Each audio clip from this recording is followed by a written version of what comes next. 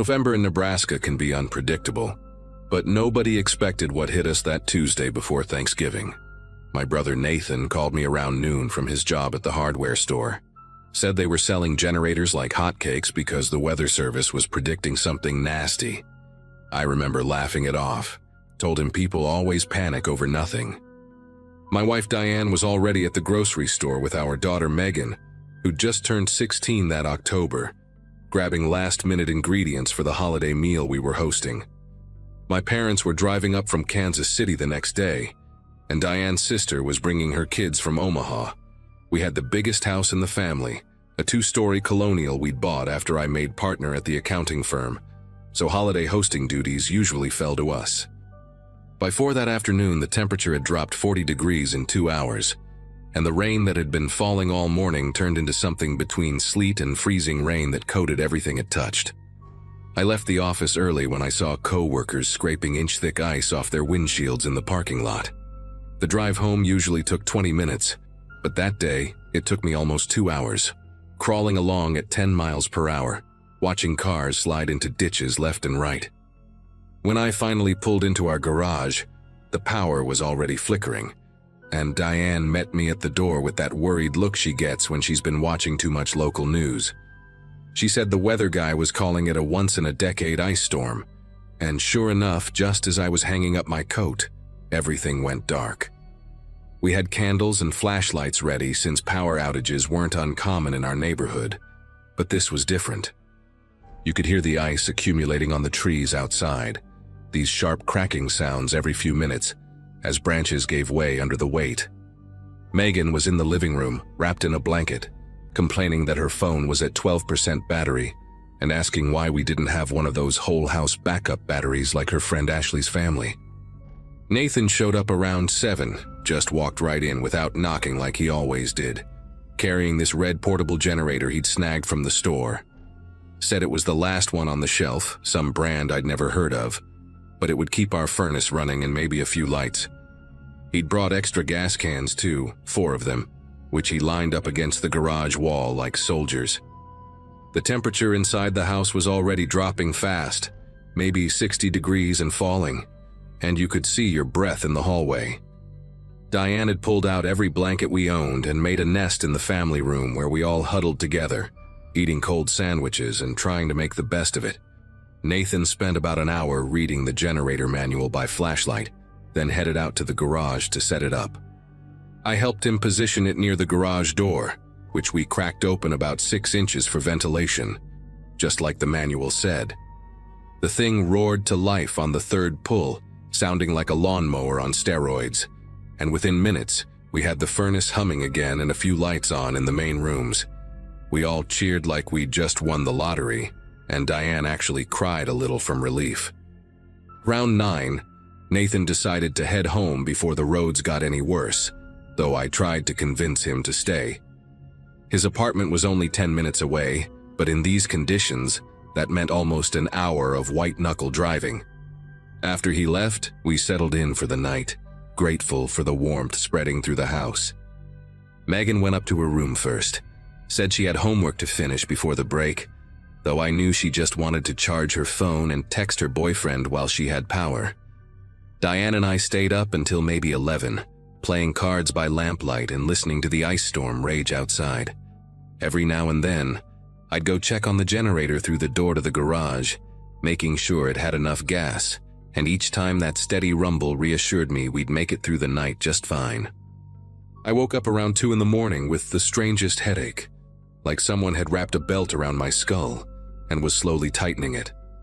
My mouth was completely dry, and when I sat up, the room tilted slightly, not quite spinning, but definitely unstable. I figured I was dehydrated from the dry furnace air and stumbled to the bathroom for water and ibuprofen. Diane was sleeping hard beside me, snoring louder than usual, which was odd because she rarely snored unless she was sick. On my way back to bed, I noticed our bedroom door was closed, which we never did because Diane liked the air circulation.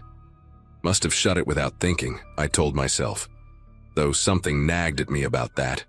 The headache faded after a few minutes, and I drifted back to sleep, thinking about all the cooking we'd have to do tomorrow if the power came back. The next time I opened my eyes, pale gray light was filtering through the bedroom curtains, and my phone showed 7:43.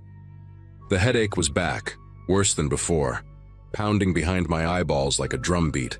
Diane was already up, probably downstairs making coffee on the camp stove we kept for emergencies. I pulled on yesterday's clothes and headed for Megan's room to wake her up, since she could sleep through anything. Her door was closed too, and when I knocked, there was no response. Not unusual for a teenager who stayed up late, so I knocked harder, then finally just opened the door. She was still in bed, buried under 3 blankets, completely still. I called her name, walked over to shake her shoulder, and that's when I realized she wasn't just sleeping deeply. My mind went blank for a second, then exploded into action. Her skin had this grayish tint, and when I pulled back the blankets, she was completely limp. I screamed for Diane while checking for a pulse, found one, but it was weak and way too fast. Diane came running up the stairs, took one look, and immediately called 911 while I started CPR, the way I'd learned it years ago for a workplace safety course. The dispatcher kept asking questions Diane couldn't answer. What happened? Any medications? Any injuries? And all we could say was that she wouldn't wake up. The paramedics took 12 minutes to arrive, 12 minutes that felt like hours, with me doing chest compressions until my arms burned and Diane sobbing beside me. They pushed me aside, started working on her with practiced efficiency, got her on oxygen, started an IV, loaded her onto a gurney. One of the paramedics, a young woman with a tight ponytail, kept asking us questions while her partner worked on Megan. Any drugs in the house? Had she been drinking? Any history of seizures? And then she asked about heating, if we had any space heaters running or a fireplace going. I told her about the generator in the garage, and her face changed immediately. She grabbed her radio, said something about possible CO poisoning, then told her partner they needed to move now. She turned to us and said we needed to get out of the house immediately and wait outside for the fire department. Diane was already following the gurney, but the paramedic grabbed my arm, looked me straight in the eye, and asked if anyone else was in the house. When I said no, she asked about the generator again, where exactly it was, how long it had been running. I explained about the garage. The door cracked open for ventilation, running since about 8 the previous night. The fire department arrived just as the ambulance was pulling away with Diane and Megan inside. I wanted to follow them to the hospital, but the captain, a massive guy named Brennan according to his helmet, wouldn't let me drive. He had one of his crew checking me with some kind of meter while he asked more questions about the generator setup. The meter started beeping, and the firefighter showed it to Brennan, who immediately had me sit down on the bumper of the truck and put an oxygen mask on my face. He explained that I had elevated carbon monoxide levels in my blood, not critical, but enough that I shouldn't be driving. They went into my house with some equipment, came back out 10 minutes later shaking their heads. Brennan sat down next to me, pulled out a notebook and started explaining how carbon monoxide works, how it builds up in enclosed spaces, how that 6-inch gap we left wasn't nearly enough ventilation for a generator that size. He told me the readings in the house were still over 400 parts per million near the garage door, and probably much higher overnight when the generator was running full blast to keep the furnace going. The gas had seeped through the vents, the walls, even tiny gaps under doors, filling the house slowly while we slept. Megan's room was right above the garage, which is why she got the worst of it. He said we were lucky to be alive, that whole families have died from exactly this same mistake. The oxygen started clearing my head, and with that clarity came a crushing weight in my chest that had nothing to do with carbon monoxide. I kept thinking about Nathan bringing that generator, how proud we were when it started up, how we thought we were being so careful. Brennan must have seen it on my face because he put his hand on my shoulder, told me it happens more than people think, that generators kill more people during power outages than the actual storms do. A neighbor, George, from 2 houses down, drove me to the hospital while the fire department aired out our house. In the emergency room, they had me on high-flow oxygen for 3 hours while running blood tests every 30 minutes. Diane was in another room getting the same treatment, but Megan was in the ICU, on something called hyperbaric oxygen therapy. The doctor, a tired-looking woman who couldn't have been much older than Nathan, explained that Megan had severe carbon monoxide poisoning, that her levels were near fatal when she arrived. She said the next 24 hours would be critical, that even if Megan recovered, there could be neurological damage, problems with memory, coordination, things that might not show up for weeks. Diane and I took turns sitting with her in the ICU, watching machines breathe for her, holding her hand and talking to her like she could hear us, telling her about the Thanksgiving dinner we'd make when she got better, how her cousins were still coming, how we'd tell this story years from now and be grateful we survived it. Megan woke up on Thanksgiving morning, groggy and confused but awake, asking why she was in the hospital and why her head hurt so bad. The doctors ran test after test, checking her reflexes, her memory, her coordination, and everything came back normal, or close enough to normal that they called it a miracle. She didn't remember anything after going to bed that Tuesday night, just waking up in a hospital room with machines all around her. We spent Thanksgiving in the hospital cafeteria, eating dry turkey and lumpy mashed potatoes that tasted better than any meal I'd ever had because we were all there together, alive. Nathan came by with flowers he'd bought at a gas station, his eyes red from crying, apologizing over and over for bringing the generator. But I told him it wasn't his fault, that we all thought we were being safe. My parents and Diane's sister arrived that afternoon, and we had to explain everything again, watch their faces go from confusion to horror to relief.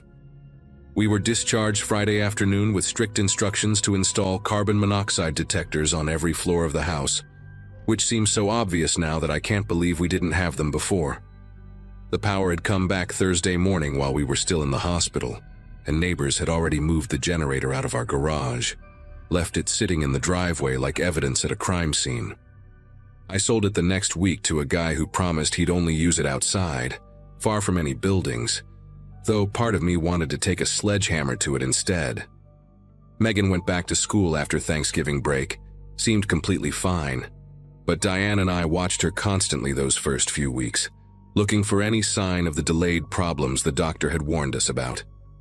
They never came, thank God, but even now, 2 years later, whenever there's a storm warning, whenever the power flickers, Diane and I look at each other with the same thought, remembering how close we came to losing everything because we thought 6 inches was enough.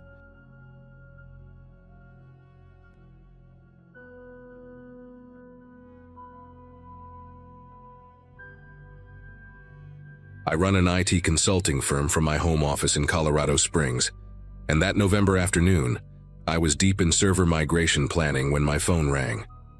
An unknown number, but potential clients often called from numbers I didn't recognize, especially now that business was picking up after 2 lean years. A woman with a flat professional voice asked if she could speak with Brandon Novak about an outstanding debt. Wrong number, I told her, but she insisted this was the number on file, then asked if I could just verify the address they had. Red flags everywhere. I hung up, blocked the number, and got back to my spreadsheets. 20 minutes later, another unknown number, different area code. Same script about debt collection and needing to confirm my address. By the time I went to bed that night, I'd received 14 calls from different numbers, all following the same pattern. Some were recorded messages, others had real people who knew my full name, middle initial included, and kept pushing for address confirmation. My wife Amy thought maybe someone with a similar name had given out a wrong number by mistake. We'd only been in this house for 18 months, having moved here after I left my corporate job to go solo with the consulting business. Our neighbors were mostly retired couples who kept to themselves, and we hadn't had any issues before this. I put my phone on silent and figured whoever they were looking for would eventually sort things out with the actual collection agency. Around 6 the next morning, I woke up to pounding on my front door, the kind that makes your heart jump before your brain catches up. Through the peephole, I saw 2 police officers standing on my porch, their breath visible in the cold morning air. When I opened the door, still in my pajama pants and old conference t-shirt from a tech summit, the younger officer asked if I was Brandon Novak. After I confirmed, he explained they'd received a 911 call about 40 minutes earlier from someone claiming to be me, saying I was having thoughts of self-harm and had access to firearms. The caller had provided my full name, this exact address, even my cell phone number. I stood there trying to process what he was saying while Amy appeared behind me, wrapping her robe tighter against the morning chill. The officers needed to come in, they said, just to verify everyone was safe, standard protocol for welfare checks. We spent the next 20 minutes convincing them that neither of us had made that call, that I didn't own any guns, and that I was perfectly fine mentally, just confused and increasingly concerned. The older officer, a sergeant with gray temples, took notes while I explained about the debt collection calls from the previous day. He nodded like he'd heard similar stories before, mentioned something about swatting and doxing becoming more common, though this seemed mild compared to some cases. They gave me a case number, suggested I file a report about the harassment, and left just as my neighbors were starting their morning routines, several of them watching from their driveways. Amy made coffee while I sat at the kitchen table, staring at my phone, and wondering who would go through this much trouble to mess with me. I couldn't focus on work that day, jumping every time my phone buzzed even though the calls had stopped completely after the police visit. Amy worked from the living room instead of her usual spot at the downtown law firm, said she didn't feel comfortable leaving me alone after what happened. We installed a Ring doorbell that afternoon, one of those video ones that sends alerts to your phone, and I spent way too much time checking the app every time a car drove past. The rest of the day passed without incident, just the two of us pretending to work while really just waiting for something else to happen. Around 9 that night, after we'd both given up any pretense of productivity and settled in to watch some mindless TV, I got a notification from the Ring app. Motion detected at your front door. The video feed showed our porch, dimly lit by the motion sensor light we'd installed last year. Nobody was there, but something had triggered it. I scrolled back through the recording and saw it, just for a second. A figure walking up to our door and placing something on the mat before quickly backing away, staying just out of range of the clear camera view. All I could make out was a dark jacket and what might have been a baseball cap. Amy was already calling the police while I stood at the window, trying to see if anyone was still out there. The street looked empty, just parked cars and the glow from porch lights. After 5 minutes of watching and waiting, I carefully opened the door, staying behind it like it was a shield, and looked down at the mat. There was a manila envelope, no writing on the outside, sealed with regular tape. I brought it inside using a pair of kitchen tongs, which felt ridiculous but also necessary somehow. Amy told me not to open it until the police arrived, but we both knew they wouldn't come quickly for a non-emergency envelope delivery. I held it up to the light, could see papers inside, what looked like printed documents. After debating for another minute, I put on latex gloves from Amy's cleaning supplies and carefully opened one end with scissors. Inside were about a dozen pages, printouts from various websites. The first was a screenshot of my LinkedIn profile, but edited, with my job history changed to include positions at companies I'd never worked for, including one that had been investigated for fraud 2 years ago. The next page was from a dating site I'd never heard of, with my photo and name but claiming I was divorced and looking for discreet encounters. Page after page of fabricated profiles, all using my real information mixed with lies, posted on job sites, forums, even a registry for sex offenders with my name and address, though thankfully that one was just a mock-up, not actually posted. The last page made my chest tighten in a way the others hadn't. It was a printed photo of our house taken during the day, probably with a phone camera from across the street. But someone had edited it, drawn red arrows pointing to different windows with labels like home office, master bedroom, and bathroom. In the corner, someone had written in pen, not printed but actually handwritten, "Nice setup, Brandon. We should talk about your consulting rates." Amy grabbed the pages from me when she saw my face change, and I watched her expression shift from concern to genuine fear as she flipped through them. She immediately started taking photos of each page with her phone, her lawyer instincts kicking in, documenting everything while muttering about harassment charges and restraining orders. We didn't sleep much that night. even with a patrol car doing periodic drive-bys as promised. Every sound outside had us checking the Ring app. Every car that slowed down made us peek through the blinds. Around 3 in the morning, Amy finally crashed on the couch while I sat in the kitchen with my laptop, searching for any of these fake profiles online. I found 2 of them still active, the dating site one and a forum post where I was offering discount IT services for cash only, no contracts needed. I took screenshots and started the process of reporting them, but most sites wanted extensive verification to remove content, and I knew it would take days or weeks. The worst part was not knowing why this was happening or who was behind it.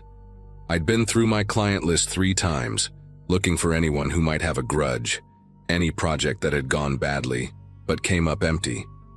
Friday morning came too fast, and neither of us went to work. Amy called her office to say she had a family emergency, and I canceled my 2 video calls, claiming internet issues. We were drinking our 3rd pot of coffee when my phone rang, a local number I didn't recognize. Against Amy's advice, I answered it.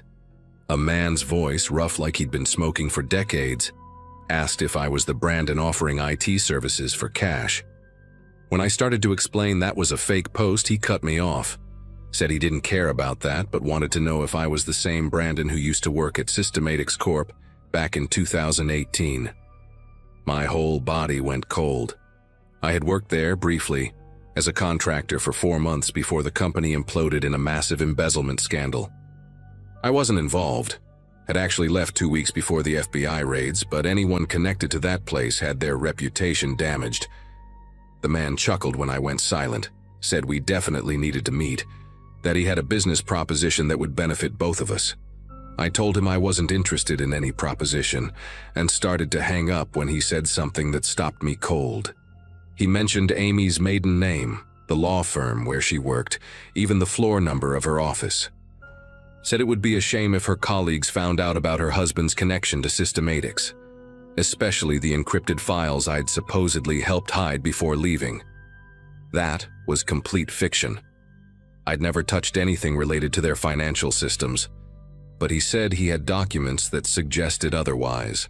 The call ended with him saying I had until midnight to reconsider, and that he'd be reaching out with instructions. Amy heard enough from my side to understand what was happening. This wasn't random harassment anymore. This was extortion. And whoever this was had done serious homework on both of us. That evening, while Amy was on the phone with a colleague who specialized in cybercrime, I noticed something on the Ring app that I'd missed before. Going back through the saved footage from the past few days, I saw the same car, a dark blue sedan with mud covering the license plate, had driven past our house at least 15 times since Wednesday.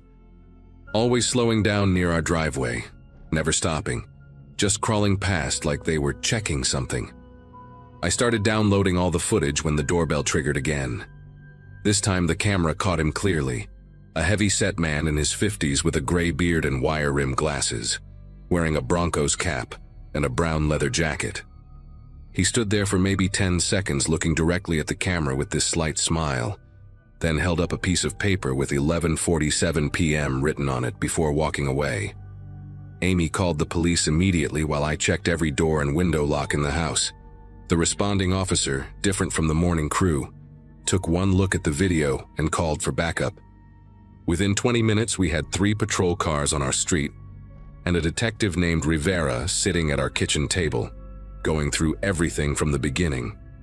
She recognized the description of the man from the video, said his name was Carl Brennan, a former private investigator who'd lost his license 5 years ago for illegally accessing personal records and selling them.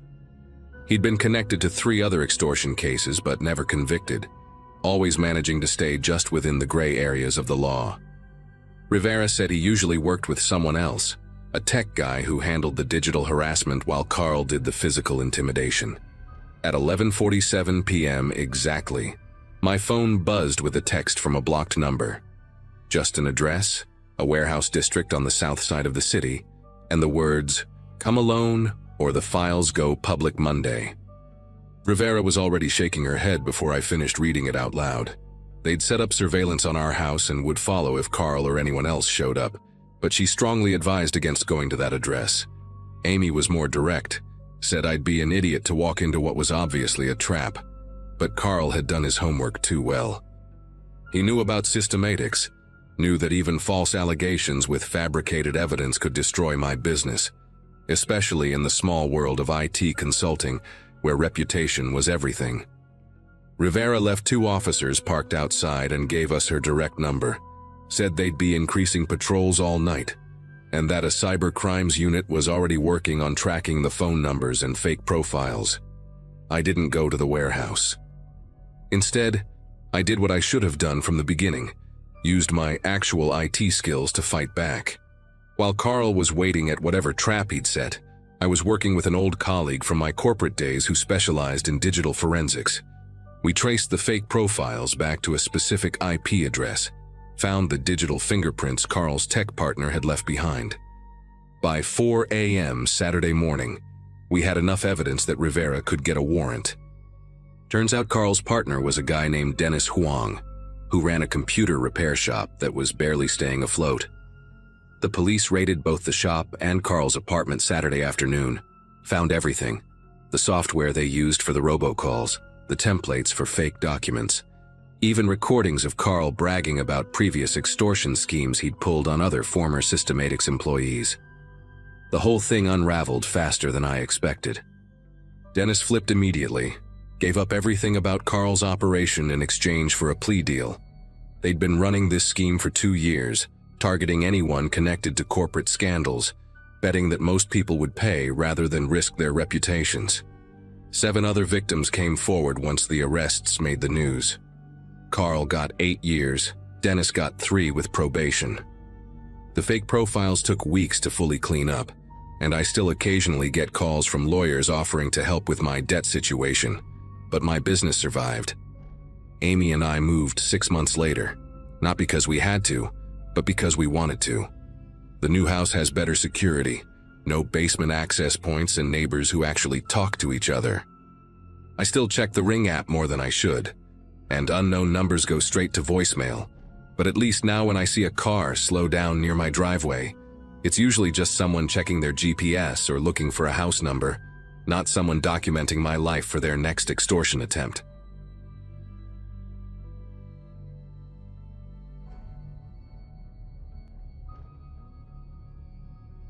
November always meant double shifts at Garrison's department store, and when Colleen asked if anyone could cover overnight inventory that Friday after Thanksgiving, I needed the extra cash too badly to say no.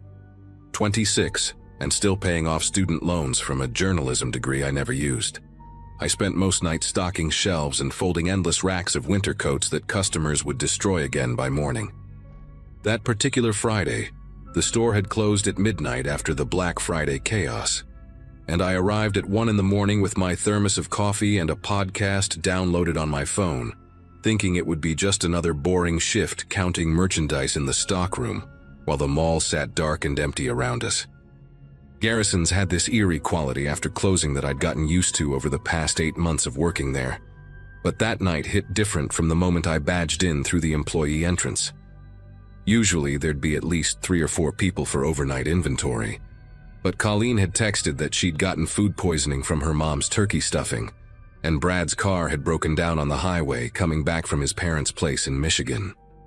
Just me and Hector from maintenance, she'd said, and he'd already started his rounds on the opposite end of the mall. I walked through the back corridors toward our department, passing the break room where someone had left half a pumpkin pie in the fridge with a post-it note saying free, and the familiar muzak played through the overhead speakers at that barely audible volume they always forgot to turn completely off. My department was women's formal wear, right in the center of the second floor, surrounded by those tall mannequins wearing sequined holiday dresses and velvet blazers that cost more than my rent. The overnight inventory list showed I needed to count everything in storage sections D through H, which meant about 4 hours of scanning barcodes and checking them against the spreadsheet on the tablet they'd given me.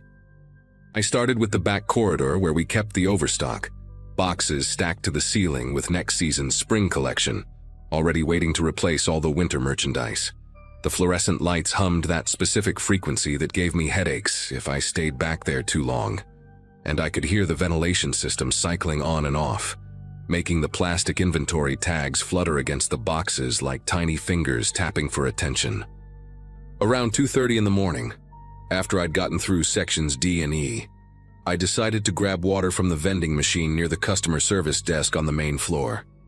I walked out onto the sales floor, and that's when I noticed the mannequins for the first time that night. Really noticed them. We had about 40 of them in our department. These faceless white figures with their heads tilted at specific angles that corporate had mandated in some visual merchandising guide, all positioned to draw customers' eyes toward the featured collections.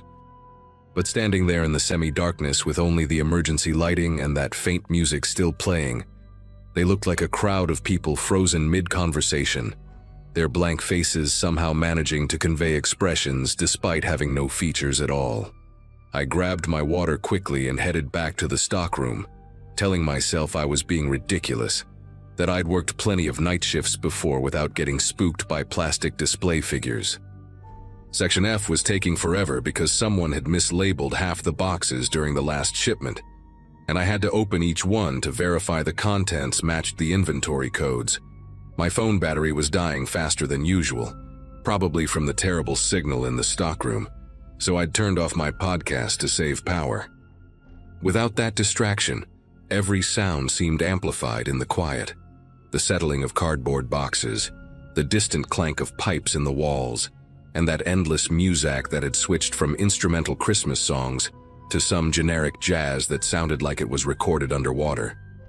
I was crouched between two tall shelving units scanning a box of cashmere scarves when the announcement system crackled to life above me, making me drop the scanner, which clattered against the concrete floor and skittered under the bottom shelf.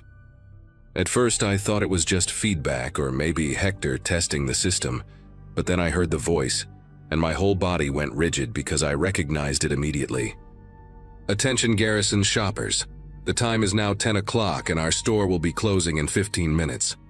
Please bring your final selections to the registers located at the front of each department.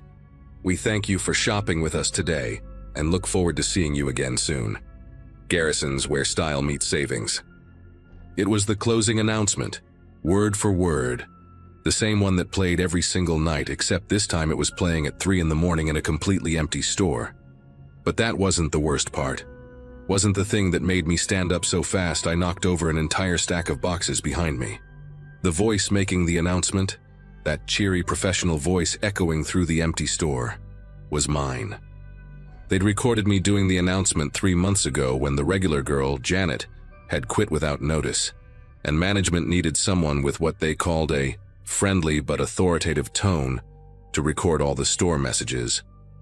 I'd spent an entire afternoon in the manager's office reading different scripts into a microphone while Keith from corporate fiddled with audio levels on his laptop, making me repeat phrases until my throat was raw. But hearing it now, at 3 in the morning, when I knew for certain that nobody was in the control room where the announcement system was operated, made every muscle in my body tense up.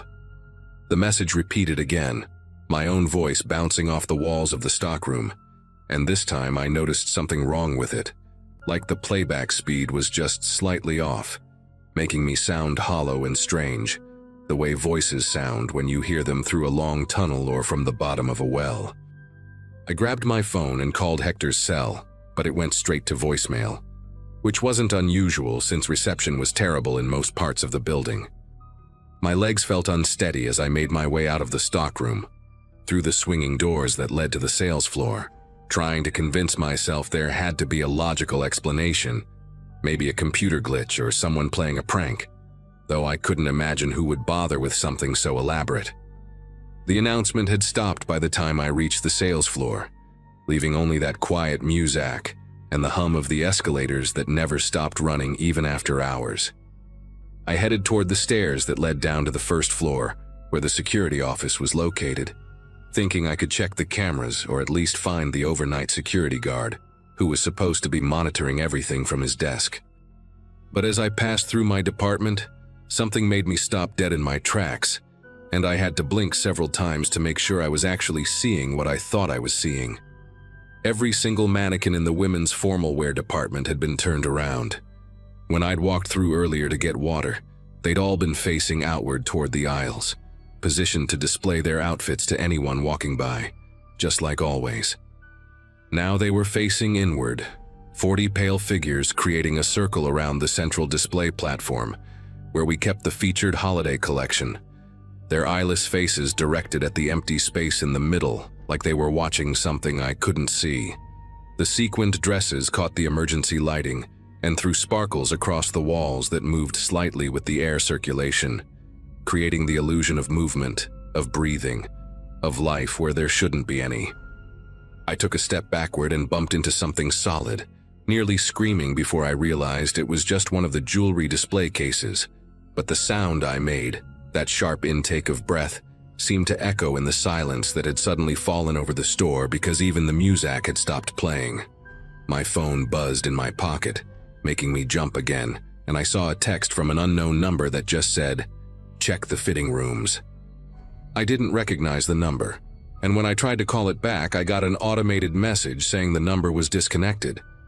The smart thing would have been to leave right then, just walk out through the employee exit and forget about the inventory, forget about the overtime pay, forget about everything except getting as far away from that store as possible. But something, maybe curiosity or maybe just the stubborn refusal to believe that anything genuinely threatening was happening, made me walk toward the fitting rooms at the back of our department. They were these small cubicles with heavy burgundy curtains instead of doors, 6 rooms in a row with a long mirror at the end of the hallway. And as I got closer, I could hear something that made me slow down, then stop completely. It was my voice again, coming from inside one of the rooms, but this time it wasn't the store announcement. This time it was a conversation I'd had with my mother on the phone 2 days ago, word for word, my side only, talking about how I was thinking about going back to school, how I was tired of retail, how I felt like I was wasting my life folding clothes for people who barely looked at me.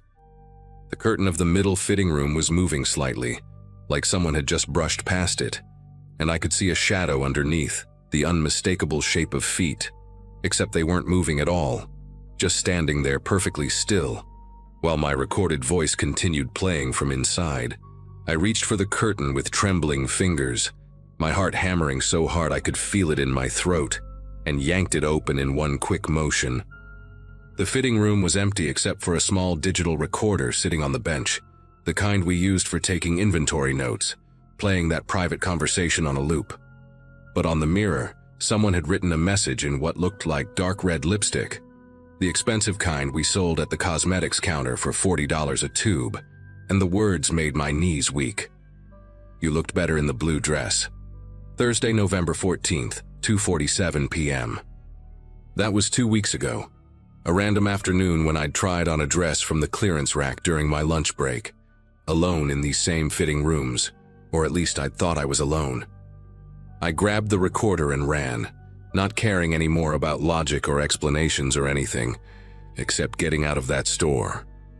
As I sprinted through the departments, past the mannequins that seemed to turn their heads to track my movement, though I knew that was impossible, the announcement system crackled back to life. But this time it wasn't my voice. It was dozens of voices, all mine but from different recordings, different conversations, different phone calls, all spliced together into an incomprehensible cacophony of my own words, rearranged into new sentences that made no sense but somehow felt threatening, like someone had been collecting pieces of me for months, storing them up for this moment. The escalator was still running, and I took the steps 3 at a time, nearly falling when my foot caught on the metal grooves, and behind me I could hear footsteps, or what sounded like footsteps, that deliberate click of heels on tile that echoed through the empty store. Except the rhythm was wrong. Too many feet, like every mannequin in the building, had stepped off their platforms and started following me. The employee exit was on the first floor near the loading dock, and I slammed into the door so hard the impact knocked the wind out of me, fumbling with my keycard, while those footsteps got closer, multiplying, surrounding me from different directions. The lock finally clicked open, and I burst out into the cold November air, not stopping until I reached my car parked under the single functioning streetlight in the employee lot. I sat there for 20 minutes with the doors locked and the engine running, watching the store through my rearview mirror, waiting to see someone, anyone, come out after me. But nothing moved except the occasional piece of trash blown by the wind. Finally, I called the police from my car, told them someone had broken into the store, that I'd heard intruders and fled for my safety. 2 officers arrived within 15 minutes, and I waited in my car while they searched the building with the security guard, who'd apparently been asleep in the break room the entire time and hadn't heard anything unusual. They found Keith from corporate in a storage room on the 3rd floor, surrounded by monitors and recording equipment he'd been using to spy on employees for the past 6 months. He'd installed hidden cameras in the fitting rooms, the break room, even the bathrooms, and had been living in the store after hours, sleeping in different storage areas, stealing food from the cafe, using employee key cards he'd copied to move around undetected. The police found hundreds of hours of recordings, not just of me but of every woman who worked there, spliced and edited into bizarre compilations he'd been uploading to private forums online. He'd been fired from 3 previous retail chains for similar behavior, but somehow kept getting hired because nobody ever pressed charges, just wanted him gone quietly. They arrested him that morning, and I gave my statement at the police station while still wearing my garrison's uniform, which I left balled up in their trash can on my way out, because I knew I'd never wear it again. The store closed permanently 2 months later after the lawsuit, and I heard they turned it into a gym or something. But I've never been back to check. I did go back to school though, studying cybersecurity now. Funny how things work out. And I always check for cameras wherever I go. Always listen for that subtle hum of recording equipment, because once you know someone's been watching you without your knowledge, you never really stop looking over your shoulder.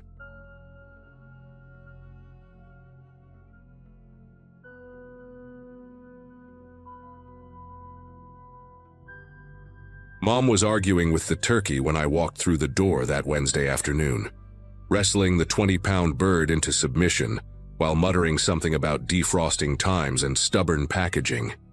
I just finished a 12-hour shift at the hospital in Tulsa and driven straight to my parents' farmhouse, still wearing my scrubs under my jacket because I knew she'd panic if I showed up late. The kitchen windows were fogged up from all the cooking, and through the condensation, I could see the wheat fields stretching endlessly under a sky that had turned an odd yellowish-gray color. Ashley, my younger sister, was stationed at the stove stirring gravy with one hand while bouncing her baby on her hip, and her 2 older boys were running circles around the dining table, their sneakers squeaking on the old linoleum.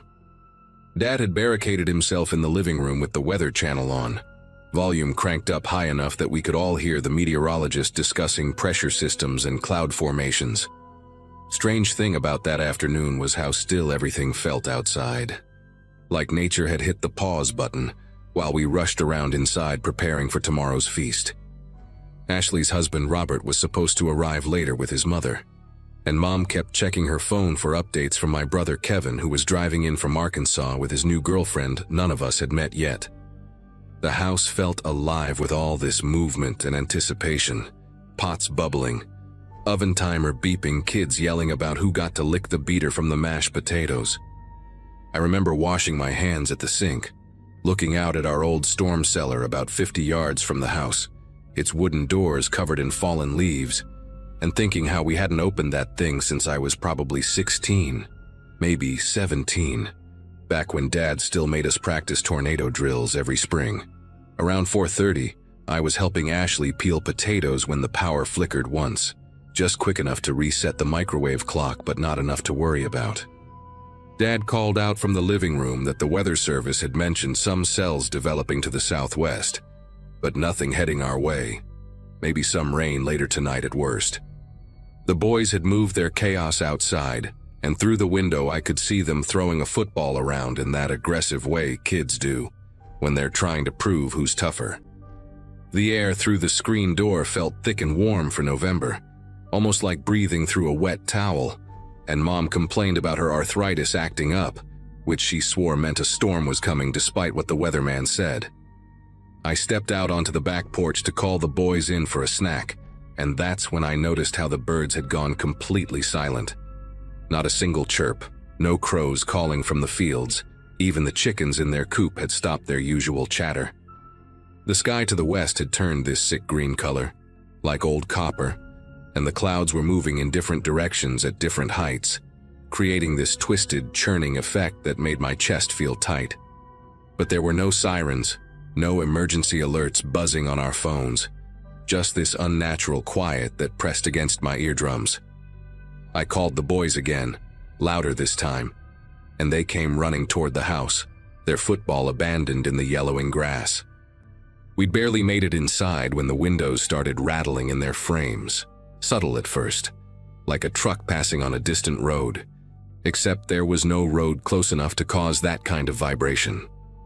Ashley looked up from the stove, her face suddenly pale, and asked if anyone else heard that low rumbling sound, like a freight train but wrong somehow. Too consistent, too close. Dad jumped up from his recliner and ran to the front door, yanking it open, and I'll never forget the way his whole body went rigid when he saw what was coming. Over his shoulder, I could see it too, a dark, writhing column dropping down from the clouds less than a mile away, tearing through the Johnsons' cornfield, throwing debris hundreds of feet into the air like confetti made of destruction. Everything happened so fast after that, but each second stretched out like minutes in my memory. Dad screaming for everyone to get to the cellar now, his voice cracking in a way I'd never heard before, not even when Grandpa died.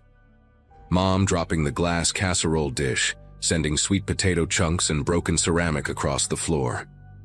Ashley clutching her baby so tight he started wailing, her older boys standing frozen in the doorway, eyes wide as dinner plates. The power cut out completely then, plunging us into this eerie green-tinted darkness, and through the windows we could see transformers exploding in brilliant blue flashes down the road. The rumbling had become a roar, so loud it hurt your teeth, and the whole house started groaning like it was being squeezed in a giant fist. Mom was screaming about the pantry, pointing at the reinforced closet under the stairs where we kept the canned goods and cleaning supplies, saying it was closer, safer, we'd never make it to the cellar in time. But Dad was already pushing us toward the back door, yelling that the house wouldn't hold, that the pantry was a death trap. We had to get underground. I grabbed the two older boys, one under each arm, while Ashley struggled with the baby, and Mom stood paralyzed between the two options, her hands shaking as she looked back and forth between Dad at the back door and the pantry door just 10 feet away. The wind hit the house then, not gradually but all at once, like getting slammed by an invisible wall, and suddenly the kitchen window exploded inward, sending glass shards across the room where we'd been standing seconds before. Dad made the choice for all of us, grabbing Mom's wrist and dragging her toward the back door while shouting at me to run. Just run. Don't look back. The second we stepped outside, the wind tried to rip us apart, pulling at our clothes, our hair, making it impossible to breathe without turning your head sideways. The 50 yards to the storm cellar looked like 50 miles, the wooden doors barely visible through the horizontal rain that had started falling, mixed with dirt and pieces of corn stalks and God knows what else. I could hear metal screeching behind us, probably the barn roof peeling away like a tin can lid, and Ashley's oldest boy was screaming in my arms, his voice barely audible over the apocalyptic noise that surrounded us from every direction. Dad reached the cellar doors first, fighting against the wind to pull them open, the old hinges screaming in protest after years of neglect. The left door ripped completely off its hinges the moment he got it open, flying away into the chaos like it weighed nothing, but the right door held long enough for him to push Mom down the concrete steps into the darkness below. I practically threw the boys down after her, hearing them tumble and cry out, but there was no time to be gentle, no time for anything but survival. Ashley was right behind me with the baby, and we all crashed down those steps in a tangle of limbs and terror, the temperature dropping 20 degrees the moment we got below ground level, the musty smell of old earth and decades of spider webs filling our nostrils. Dad slammed the remaining door shut above us and wedged a 2x4 through the handle, just as something massive struck the ground where we'd been standing moments before, probably a piece of farm equipment or part of somebody's roof. The cellar was pitch black and we huddled together on the damp floor, feeling around for each other in the darkness while the world above us came apart. The noise was indescribable, like being inside a blender made of thunder and breaking glass, punctuated by impacts that shook dirt loose from the ceiling onto our heads. Mom was praying out loud, the Lord's Prayer over and over, while Ashley's baby screamed himself hoarse, and the older boys clung to whoever they could reach, their fingernails digging into skin through clothing. I could taste blood in my mouth from where I'd bitten my tongue during the fall, and my ankle throbbed from landing wrong on the concrete. But all I could think about was whether that single wooden door and rusty 2x4 would hold against whatever nightmare was passing overhead. It lasted maybe 3 minutes, though it felt like 3 hours, the tornado passing directly over us with a sound I can only describe as pure destruction given voice. At one point, the door above us lifted several inches despite the 2x4, and we could see a sliver of greenish light and swirling debris before it slammed back down, the wood cracking but miraculously holding. Then, just as suddenly as it had arrived, the roar began to fade, moving away toward the east, leaving behind an eerie silence broken only by the sound of rain pattering on what was left above us and the baby's exhausted whimpers. We stayed frozen in place for another 10 minutes, nobody brave enough to speak or move, until finally Dad used his phone's flashlight to illuminate our faces, all of us covered in dirt and cobwebs, eyes wide with shock but alive, every single one of us alive. When we finally emerged from the cellar, the landscape was unrecognizable, like someone had taken our farm and put it through a giant shredder. The house was still standing but missing half its roof, Mom's kitchen exposed to the sky like a dollhouse with its front wall removed. The barn was completely gone, just a concrete foundation with some twisted metal beams pointing at odd angles. Dad's truck had been thrown into the wheat field at least 200 yards away, sitting upside down like a dead beetle. But the weirdest thing, the detail that still gives me chills when I think about it, was Mom's turkey, the one she'd been fighting with just an hour earlier, sitting perfectly intact in its roasting pan on the kitchen counter, visible through the missing wall, not even shifted an inch from where she'd left it. We ended up having Thanksgiving at a motel in town, eating Chinese takeout because every restaurant was either damaged or overwhelmed with displaced families. But we were together, and after what we'd survived, orange chicken and fried rice felt like the finest feast in the world.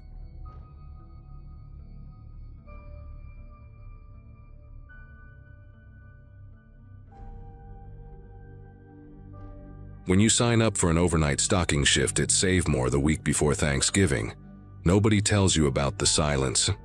Not the peaceful kind either. The kind that presses against your eardrums and makes you aware of every single sound your body produces. I needed the extra money that year, simple as that. My landlord had just raised rent by $200, and my day job doing data entry at an insurance office barely covered groceries after bills. The overnight differential was an extra $4 an hour, and they were desperate enough to hire anyone willing to work from 11 at night until 7 in the morning.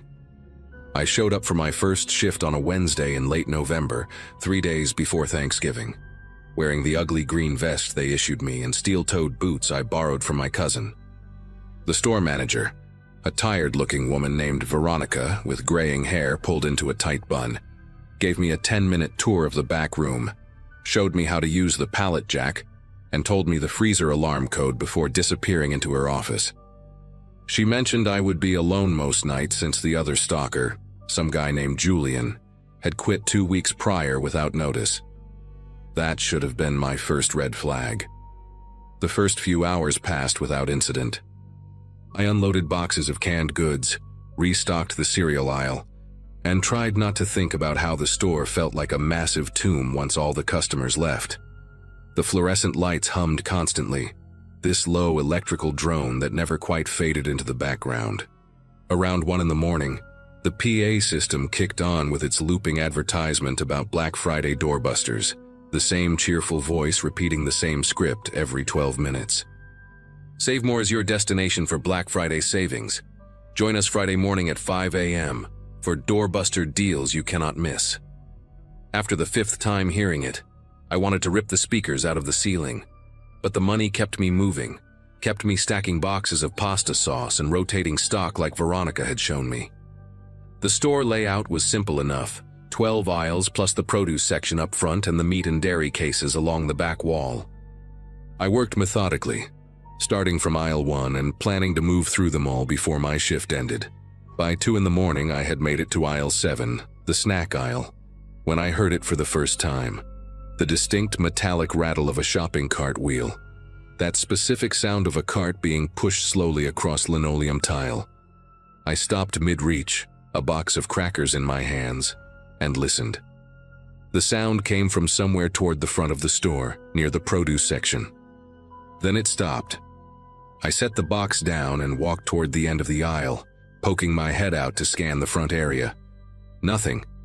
Empty checkout lanes, dark register screens, and the produce misters cycling through their timed spray sequence with a soft hiss. Maybe the building was settling, I told myself. Old stores make weird noises. Pipes, ventilation systems, the refrigeration units kicking on and off. I had read somewhere that big empty spaces play tricks on your hearing, that your brain tries to fill the silence with familiar sounds. That had to be it. I walked back to my cart of stock boxes and kept working, but I kept one ear tuned to the rest of the store now. For the next 20 minutes, everything stayed quiet, except for that looping PA announcement and the buzz of the lights. Then, as I was breaking down empty cardboard boxes with my box cutter, I heard it again. The cart sound, but closer this time. Aisle 9, maybe aisle 10. The sound was deliberate, not the random rolling of a loose cart drifting on uneven floor. This was the sound of someone pushing a cart at a leisurely pace, the way shoppers do when they are browsing. I called out, my voice sounding too loud in the empty store. "Hello? Store's closed." No answer. Just that damn PA system starting up again with its Black Friday spiel. I left my boxes and walked quickly toward the back of the store where the sound had come from, my boots squeaking on the waxed floor. When I rounded the corner into aisle 9, the baking aisle, it was empty. Bags of flour and sugar stared back at me from perfectly organized shelves. No cart, no person, nothing out of place. I stood there for a moment, my pulse ticking faster than I wanted to admit, and scanned the entire aisle from one end to the other. The fluorescent lights above flickered once, a brief stutter that made the shadows jump then steadied again. I checked aisle 10 next, then aisle 11, all empty. The rational part of my brain tried to convince me I was tired, that working overnight messes with your senses, that I probably heard the sound from outside the building. Maybe someone was pushing a cart through the parking lot, returning it to the corral. But it was 2:15 in the morning on a Wednesday night in late November. Who the hell would be in the parking lot? I made my way to the front windows and pressed my face against the cold glass, cupping my hands around my eyes to block the interior light. The parking lot stretched out dark and empty under the orange glow of the streetlights. My car sat alone near the employee entrance, covered in a thin layer of frost. Not another vehicle in sight. Not a person, not a cart, nothing moving at all. I went back to work because the alternative was standing around letting my imagination run wild, and I needed this job too much to walk out over some unexplained noises. Veronica had left me a list of priority items to stock before the morning shift arrived, and I was already behind schedule. I pushed my pallet jack toward the dairy section at the back of the store, where 3 pallets of milk and yogurt waited in the walk-in cooler. The cooler door was one of those heavy industrial things with a silver handle you had to really pull to open. Inside, the temperature dropped to maybe 38 degrees, and my breath came out in visible puffs. I worked quickly, loading my flatbed cart with milk crates when I noticed something odd.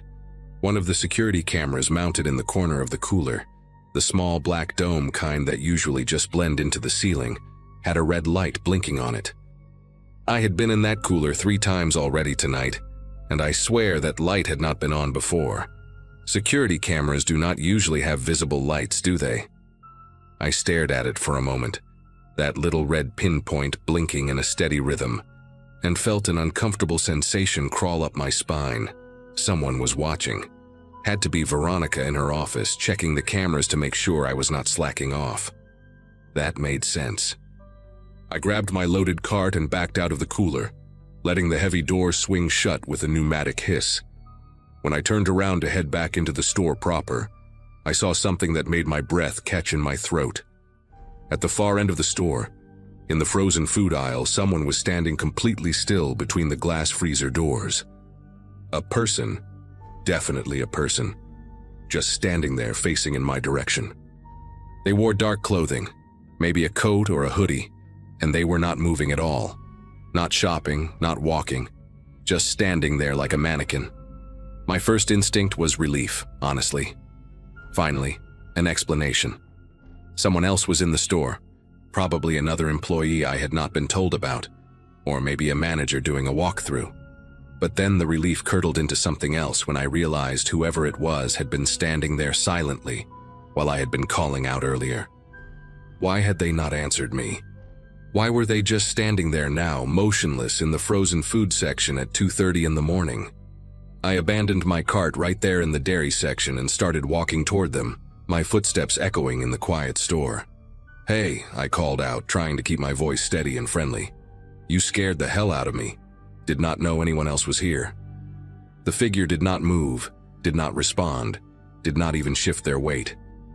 As I got closer, maybe 30 feet away now, I could see they were facing directly toward me, or maybe toward the dairy section I had just come from. Their posture was rigid, arms hanging straight at their sides. The PA system chose that exact moment to crackle to life again. Save More is your destination for Black Friday savings. I stopped walking when I got about 20 feet away, close enough now to see that the person was wearing a dark blue or black hoodie with the hood pulled up. Their face was in shadow, but I could feel them looking at me. Not glancing, not casually observing, but staring with an intensity that made every instinct in my body scream at me to back away. "Can I help you with something?" I tried again, and my voice came out thinner than I intended. Still nothing. No movement, no acknowledgement, no sign they had even heard me. The frozen food cases hummed loudly in the silence that followed, their motors working overtime to keep the temperature down. I could see my reflection in the glass doors behind the figure, distorted and ghostly. That was when I noticed their hands. They were not just hanging at their sides naturally. They were clenched into tight fists, the kind of tension you see in someone who is either terrified or furious. My throat went dry. This was not right. Nothing about this was right. I took a step backward, then another, keeping my eyes on the motionless figure. They still had not moved, had not even seemed to breathe. "I'm going to call the manager," I said, louder now, trying to project authority I did not feel. "You need to leave." The figure's head tilted slowly to the left, just a few degrees, like they were considering my words. That tiny movement was somehow worse than the stillness had been. I turned and walked quickly back toward the front of the store where Veronica's office was located, my heart hammering against my ribs. I did not run because some stupid part of my pride did not want to look like I was panicking, but I definitely moved faster than a casual walk. When I reached the office door, I knocked hard 3 times. "Veronica, we have a situation." No answer. I tried the handle and found it locked. I knocked again, harder this time, my knuckles stinging against the wood. "Veronica, are you in there?" Nothing. The whole office area was dark, and when I pressed my face against the small window in the door, I could see her desk chair was empty. Her computer was off. She was gone. Had been gone, probably since shortly after I arrived. My mouth felt like sandpaper. I was completely alone in this store with whoever or whatever that was standing in the frozen food aisle. The security office was next to Veronica's office, a small room with monitors showing different camera angles throughout the store. The door was unlocked, and I practically fell into the room, slamming it behind me. 6 monitors were mounted on the wall, each one cycling through different camera feeds every few seconds. I scanned them frantically, looking for the frozen food aisle. There, camera 3. The feed showed the frozen food section from an elevated angle, giving a clear view down the entire aisle. The figure was still there, still standing in the exact same position, facing toward the camera now. Toward me. But here is what made my heart nearly stop. As I watched the monitor, The figure raised one arm slowly, mechanically, and pointed directly at the camera. Not vaguely in that direction, directly at the lens, like they knew exactly where it was, like they knew I was watching. My chair squeaked as I jerked backward, nearly tipping over. I grabbed the edge of the desk to steady myself, my eyes locked on that screen. The figure held that position, arm extended, finger pointing, for what felt like an eternity but was probably only 10 or 15 seconds. Then they lowered their arm and turned, walking out of frame with stiff, deliberate steps. I cycled through the other camera feeds, my fingers slipping on the controls because my palms were slick with sweat. Camera 1 showed the front entrance, empty. Camera 2 showed the produce section, empty. Camera 4 showed the checkout lanes, empty. Camera 5 showed aisle 3, empty. Camera 6 showed the back stockroom, not empty. The figure was there, standing next to the loading bay door, the same rigid posture, facing directly toward camera 6, facing toward me again. How had they moved that fast? The stockroom was on the opposite end of the store from the frozen food section. It would have taken at least 2 minutes to walk that distance, but only seconds had passed since they left frame on camera 3. I did the only thing that made sense in that moment. I pulled out my phone and called 911. My hands were shaking so badly I almost dropped it twice before getting it to my ear. The dispatcher answered on the second ring, a woman with a calm, professional voice asking about my emergency. I tried to explain, the words tumbling out in a jumbled mess about someone in the store, someone acting strange, someone who was not supposed to be here. She asked if the person had threatened me, if they had a weapon, if I was in immediate danger. I did not know how to answer that. They had not threatened me with words, had not shown a weapon, but every fiber of my being was screaming that I was in danger. "Just send someone," I finally said, my voice cracking. "Please, just send the police." She assured me a unit was on the way and told me to stay on the line, to lock myself in a safe place and not confront the intruder. I kept my eyes on the monitors while she spoke. The figure remained in the stockroom, motionless again. That same awful stillness. Then the screen went black. Not just camera 6, all of them. Every monitor shut off simultaneously, plunging the security office into darkness except for the faint glow of my phone screen. The hum of the monitors died, replaced by a silence so complete it felt like pressure in my ears. I sat in that dark security office with the dispatcher still talking in my ear, asking if I was okay, if I was still there. I whispered that the power had gone out, that I could not see anything, and she told me to stay calm, that officers were 3 minutes away. 3 minutes felt like 3 hours. I stared at the dark monitors, my phone providing the only light, and listened. Listened for footsteps, for breathing, for that damn cart sound, for anything that would tell me where the figure was now. The store had gone completely silent. Even the PA system had stopped its loop. No fluorescent buzz, no refrigeration hum, nothing. Then I heard it. Not a cart this time, footsteps. Slow, measured footsteps in the hallway outside the security office, coming closer. The dispatcher was saying something about staying hidden, about not making noise, but I could barely process her words. The footsteps stopped right outside the door. I could see the shadow of feet blocking the light from under the door frame. Someone was standing there, standing and waiting. My breath came in short, shallow gasps that I tried desperately to quiet. The door handle rattled once, tested, locked. Thank God I had locked it. The shadow remained for what might have been 30 seconds or 5 minutes. Time had lost all meaning, and then the footsteps retreated back down the hallway. I did not move, did not breathe, did not do anything except grip my phone and pray that the police would arrive before that door opened. When I finally heard sirens in the distance growing louder, approaching the store, I almost cried with relief. The footsteps had long since faded, and the store remained dark and silent. Red and blue lights began flashing through the front windows, painting the walls in alternating colors. I heard car doors slam, voices shouting, and then heavy footsteps, multiple sets, moving through the store. "Police, if anyone is in here, make yourself known."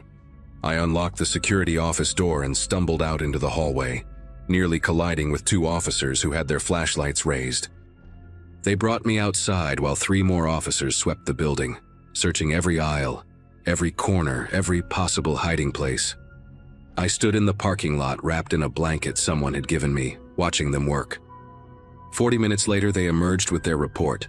The store was empty, no signs of forced entry. No evidence of anyone else being inside, no figure in a hoodie, nothing. They found the main breaker had been flipped off, which explained the power outage and the dead cameras, but they could not explain who had done it or why. The loading bay door in the stockroom, they told me, had been unlocked from the inside. Someone had definitely been in there. Someone had gotten in, moved through that store like they owned it, and left without a trace. The police filed a report, checked the recordings from before the cameras died, but the footage showed nothing useful. Just me working alone in empty aisles. I never went back for another shift. Veronica called me the next day, annoyed that I had abandoned my post, and I told her exactly what happened. She went quiet for a long time before saying that Julian, the guy who quit 2 weeks before me, had reported similar experiences on his last few nights. Carts moving on their own. Sounds he could not explain. A feeling of being watched. She had not mentioned it during my training because she thought he was just trying to get out of his contract. I hung up on her. Savemore hired someone new within a week, and I heard through a friend of a friend that they did not last long either. Whatever was in that store, whoever was playing that sick game, I want no part of it. I took a pay cut and went back to just my day job. Some extra money is not worth that kind of terror.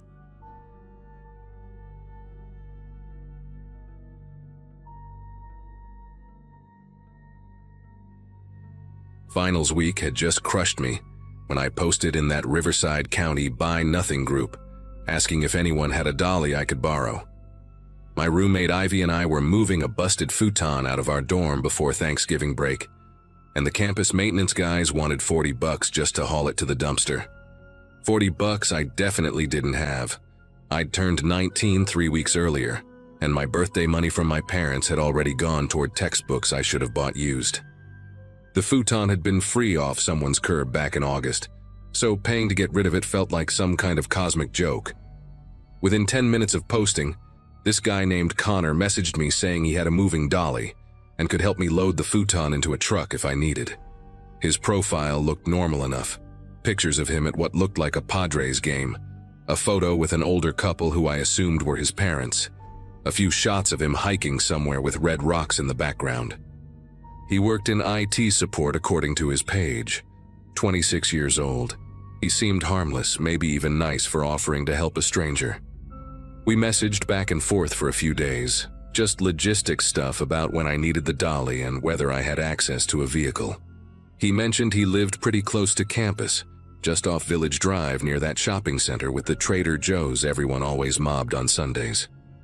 Said I could swing by and grab the dolly myself, or he could drive it over and help me move the futon since it was a 2-person job anyway.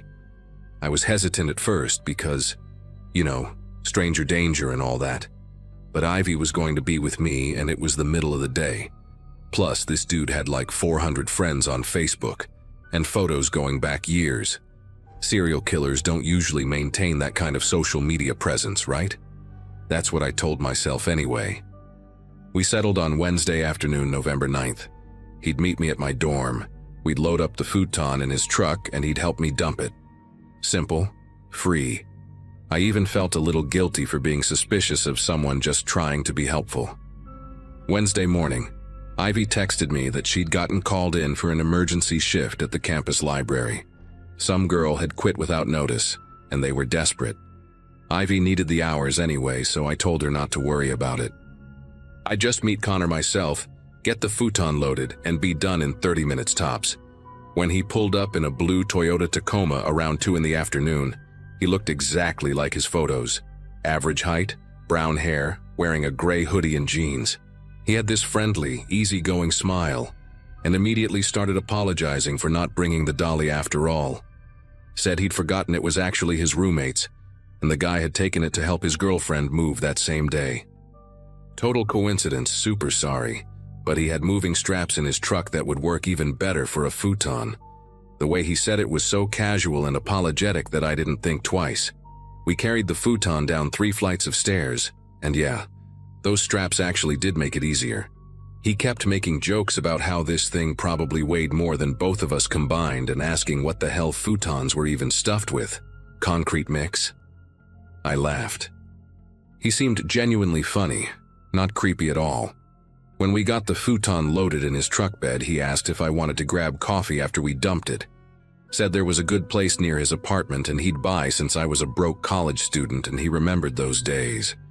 I almost said yes because honestly, he'd just helped me haul furniture for free and seemed like a decent person. But something made me hesitate, not in a scared way, more in a, I have a ton of studying to do and I look like garbage right now way. I told him maybe another time. I really had to hit the books. He didn't push it at all, just said no problem and asked where the dumpster was.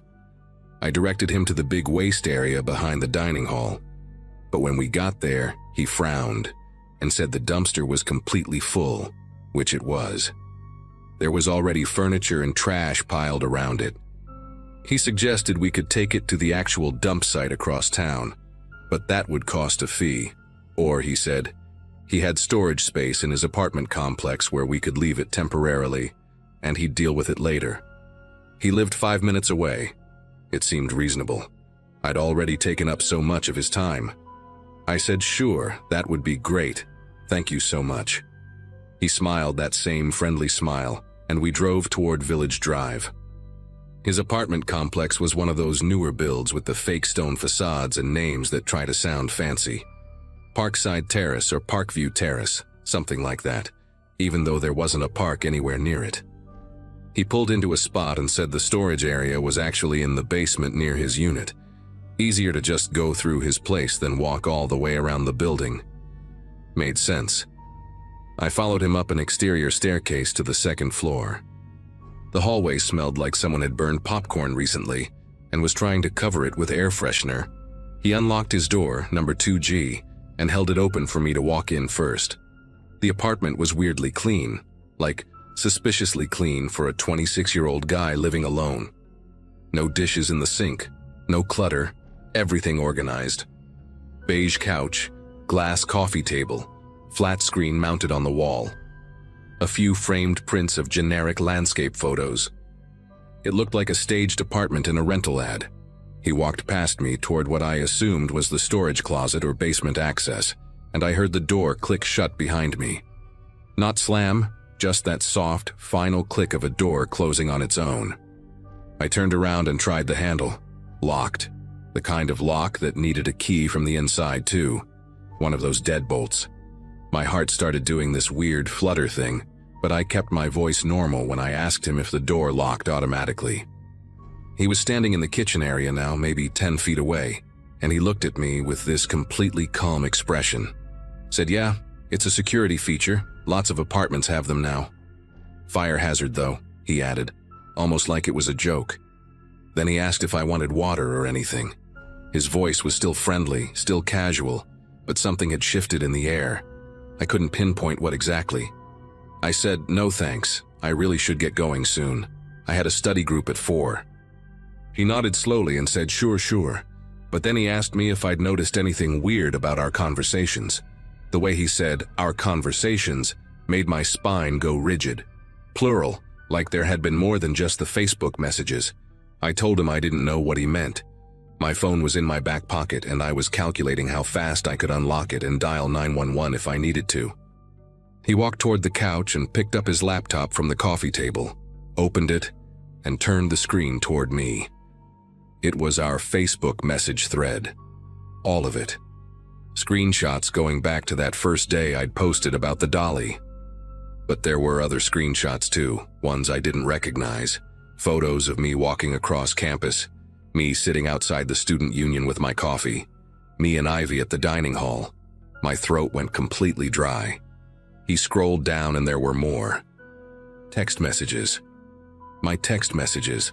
Conversations I'd had with Ivy, with my mom, with a guy named Troy from my biology class who I'd been casually texting. Messages I'd sent from my phone. Private messages. He'd been reading everything. He asked me, in that same calm voice, if I knew how easy it was to clone someone's phone data, if you had the right software. Said he worked in IT, like I knew. And it was honestly scary how much access people didn't realize they were giving away.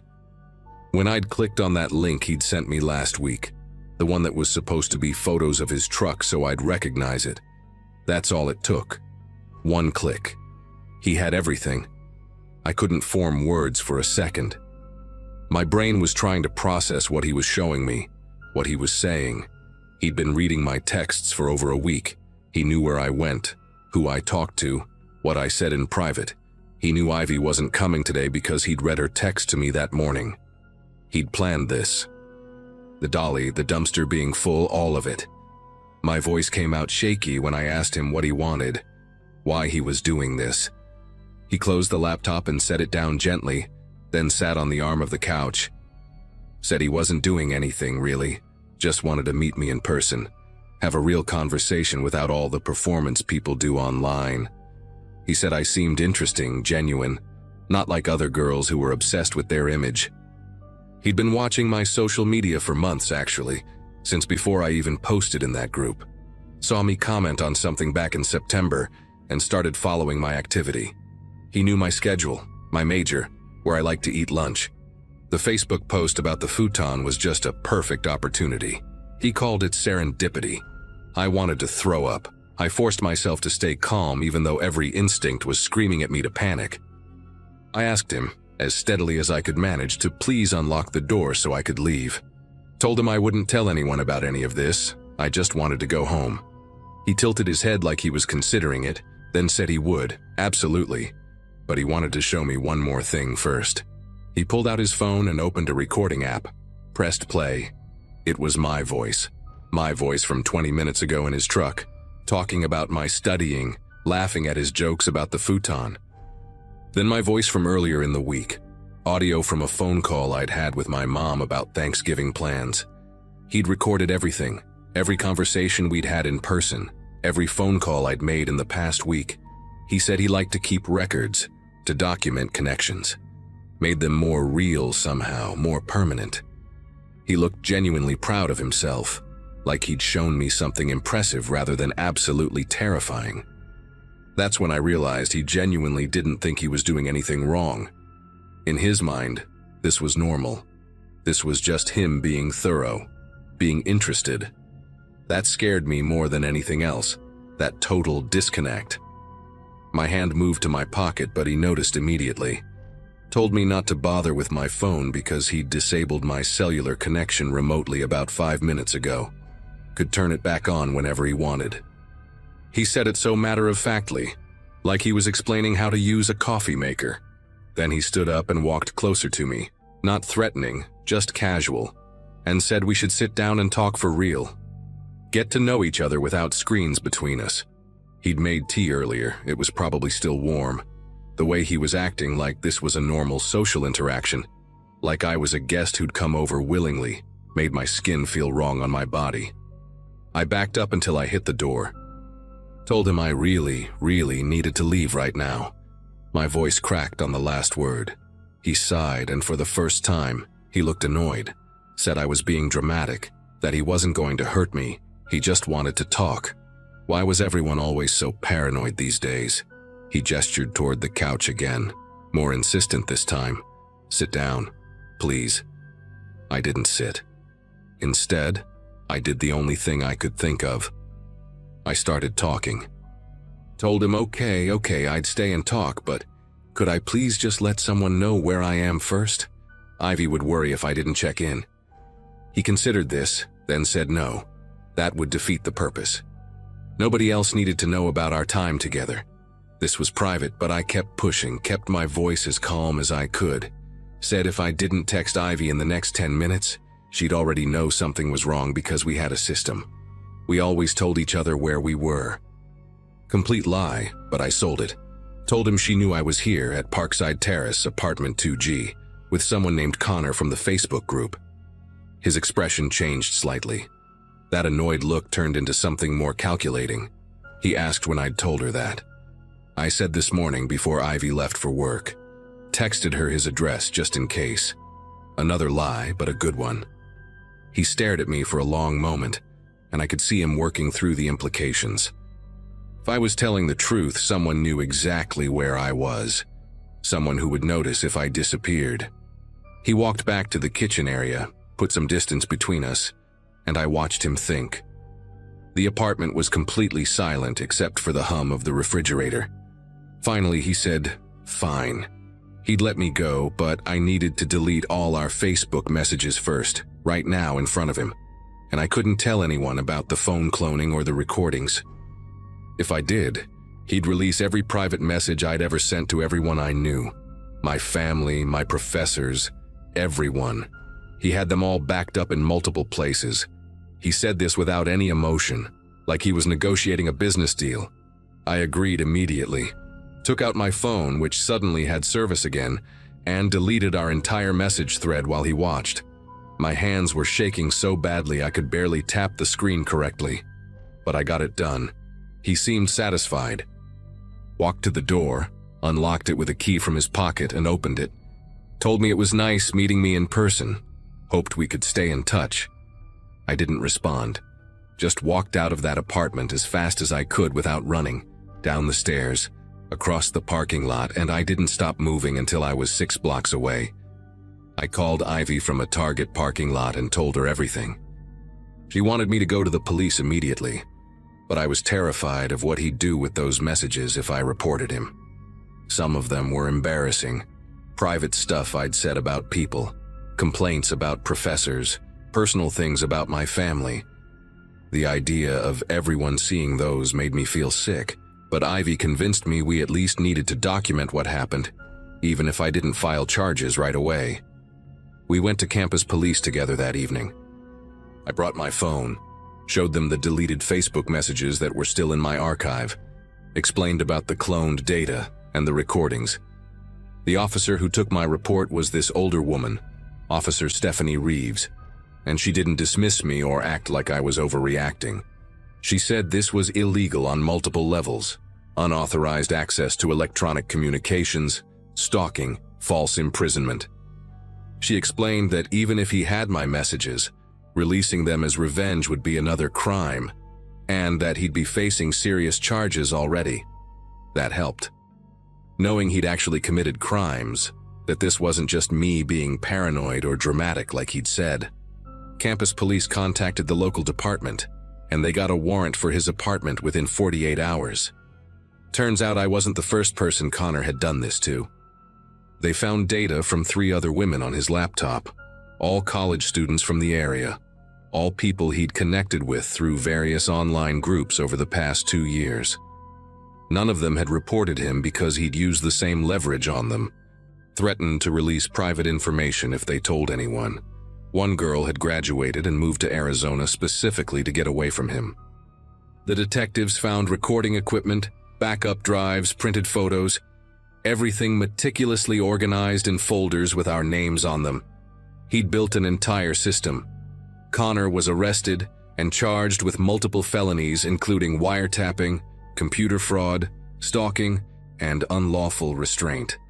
His bail was set high enough that he couldn't pay it.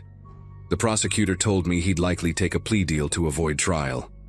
And he did. 18 months in county jail, followed by 3 years probation, mandatory counseling, and a permanent restraining order. He's also a registered offender now in the state database.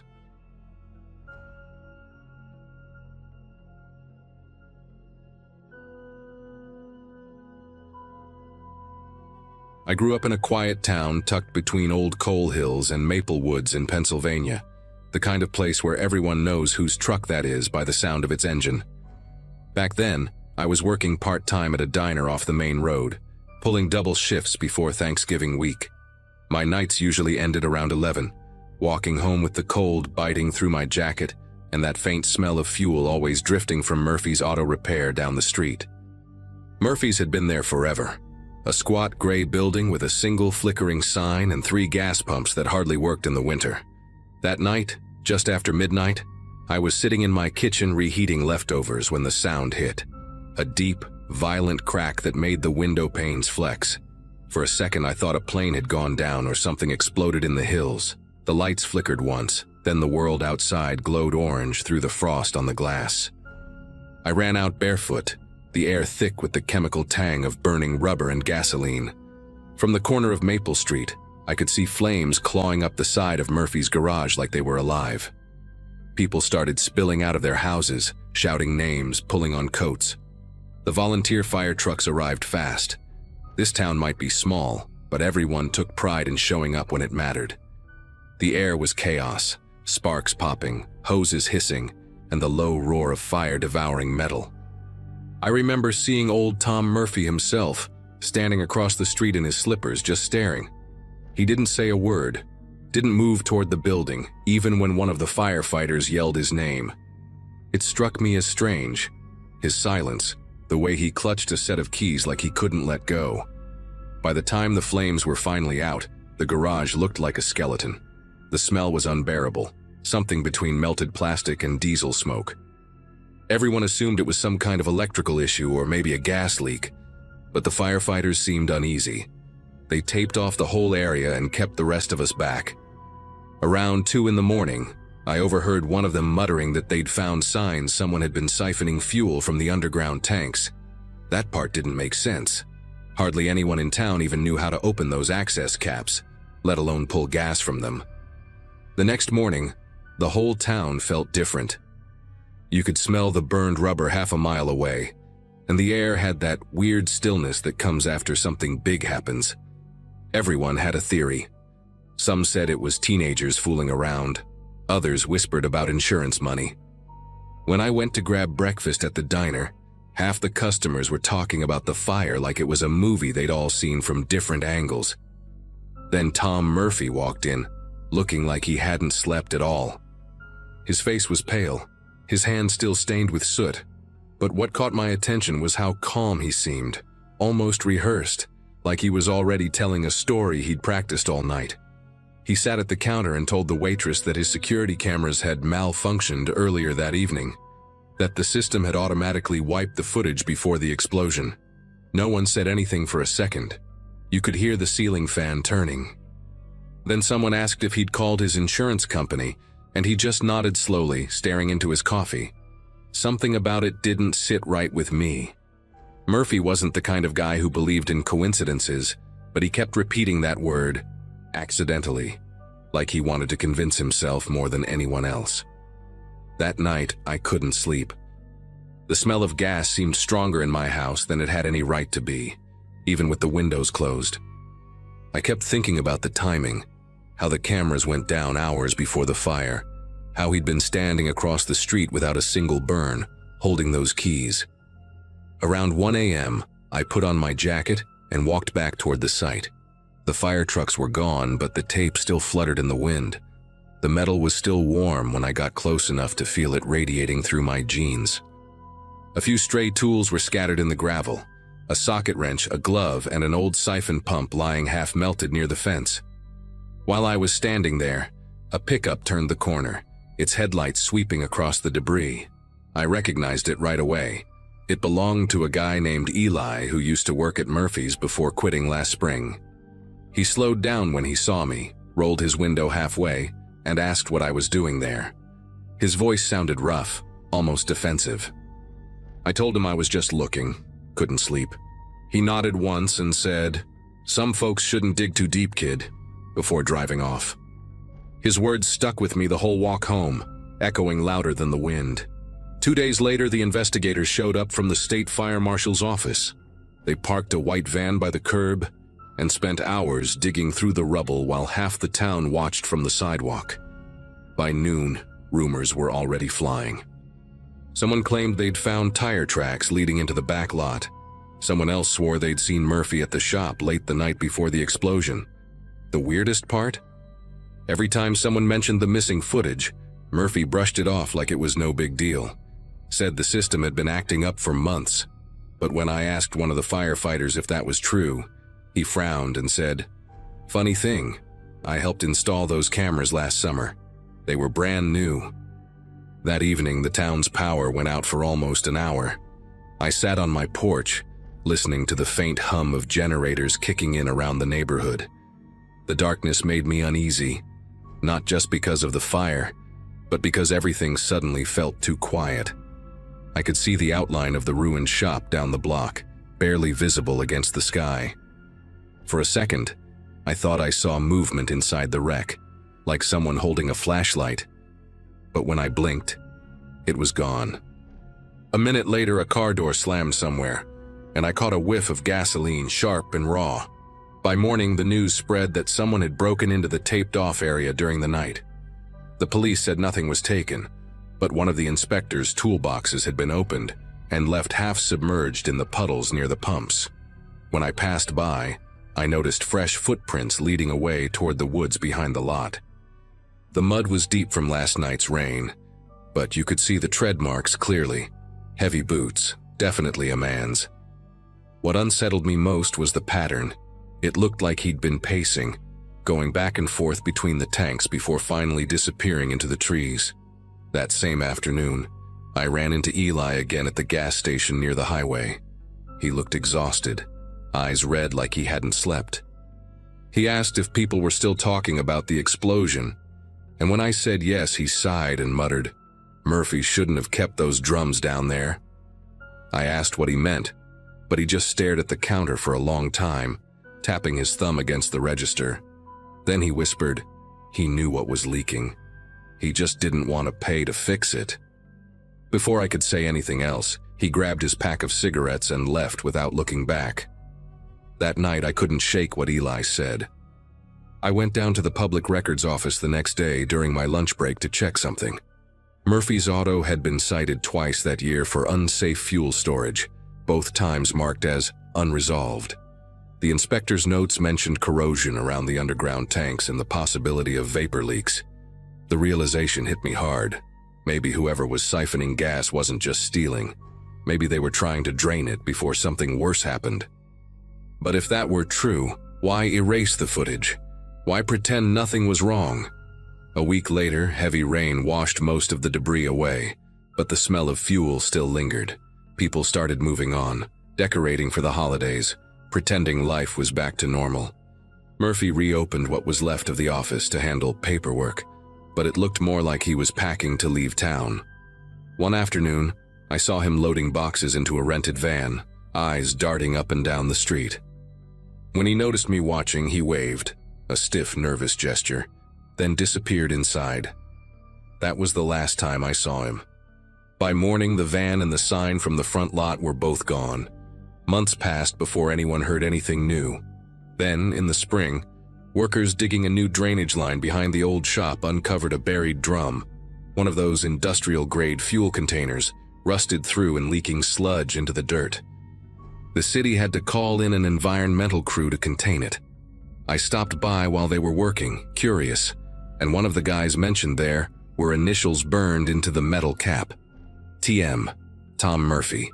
When I asked if it was recent, he shook his head. Old, real old, probably buried before those pumps were even installed. No one ever saw Murphy again. Some said he moved down south.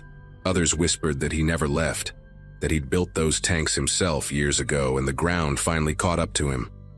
Every now and then when the wind blows from that direction, you can still smell it, that faint sting of gasoline in the cold air. I don't know if it's my imagination or something seeping out from underground, but I swear, every time it hits, I can almost hear that explosion again, echoing through the hills like the town's trying to remind us we never really knew what burned that night.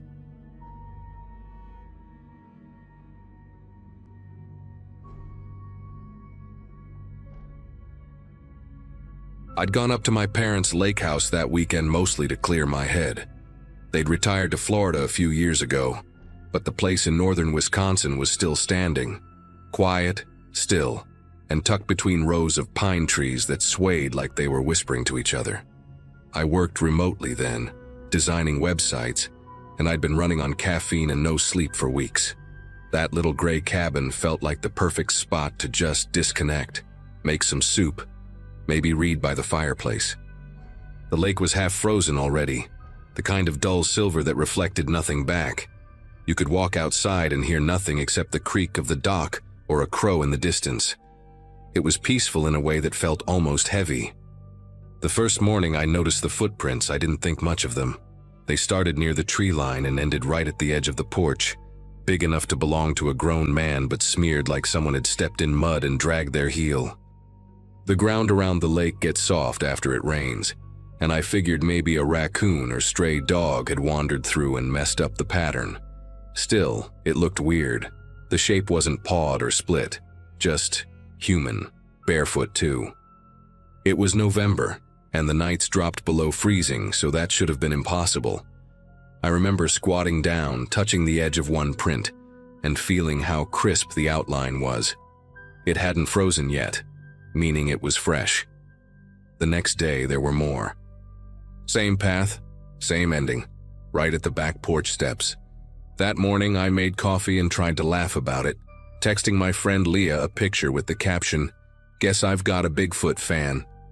She told me to buy a trail cam and joked that I'd make the news. But there was something about the way the print stopped exactly at the door that started to bother me.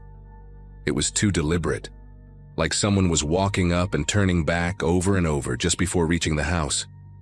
I checked the locks twice that night, even though the nearest neighbor was over half a mile away.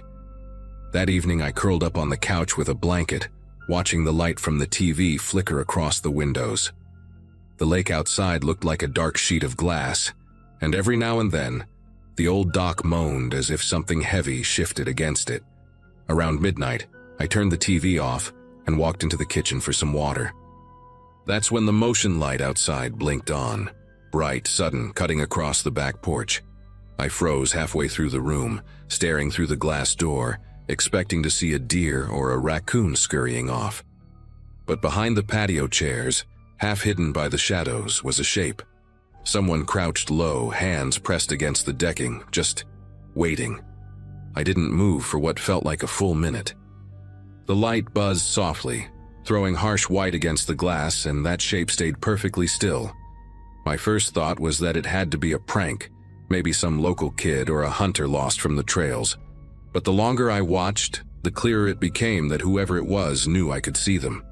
Their head tilted slightly, like they were studying the reflection, trying to figure out if I was standing there or not. My pulse started thudding in my ears.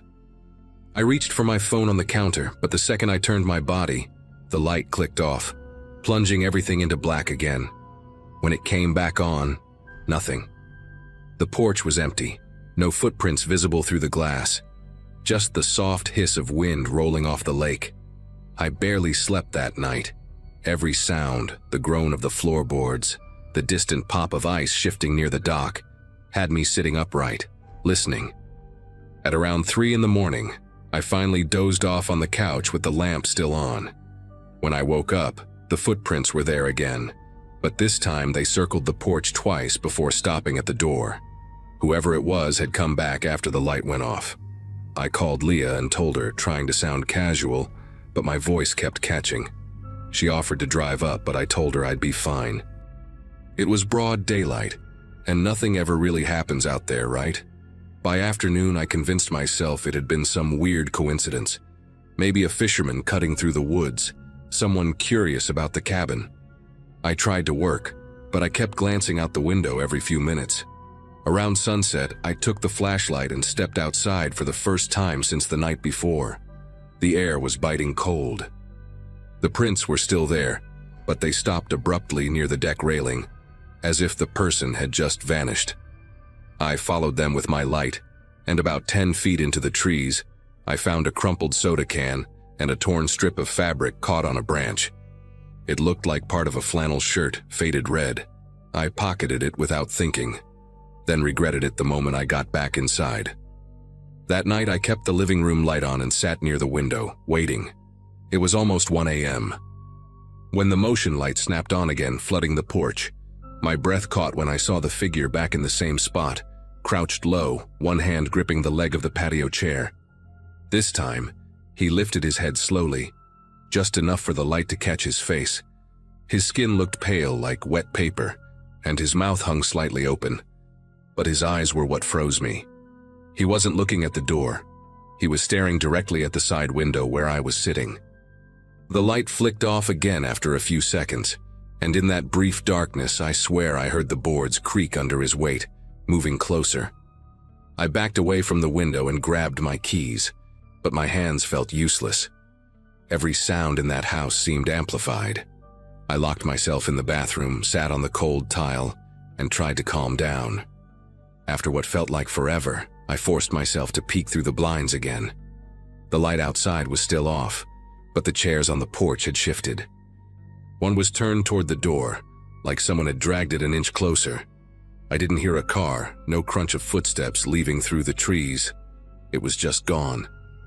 I called the sheriff's office, explained that someone was prowling around the property, and the dispatcher said they'd send a car from the nearest town. It was a long 20 minutes before headlights appeared on the dirt road. When the deputy arrived, he checked the porch with his flashlight, then the yard, and finally the dock. There were prints everywhere now, fresh ones overlapping the old. He asked if anyone else had a key, and I told him only my parents did, and they were in Florida. He suggested I stay somewhere else for the night. I packed a bag so fast I nearly forgot my laptop. Before leaving, I glanced once more through the window. The motion light flicked on again, even though neither of us was outside. The deputy frowned, stepped onto the porch, and waved his arm in front of the sensor. Nothing. It stayed on until we pulled out of the driveway. The next morning, I drove back with him to grab the rest of my stuff. The light was off now, and the prints had filled with frost. The chairs were back in their original place, perfectly aligned. Nothing looked disturbed. But when I opened the door, the smell hit first. Mud and something metallic, like rain mixed with rust. On the kitchen counter, next to the coffee maker, was the strip of red flannel I'd pocketed from the woods. It wasn't damp anymore. It was folded neatly in half, placed right beside my mug. I don't know how to explain it because I'd left that piece in the glove compartment of my car. I never went back after that. My parents eventually sold the house, and I didn't argue. Every now and then, when I visit a lakeside cabin or see motion lights flicker through the trees, that same cold rush hits me. The memory of that still figure crouched behind the furniture, waiting for me to turn the lights off. I still wonder if he'd been watching longer than I realized, stepping closer each night, stopping just short of the door. Maybe he was waiting for me to step outside first.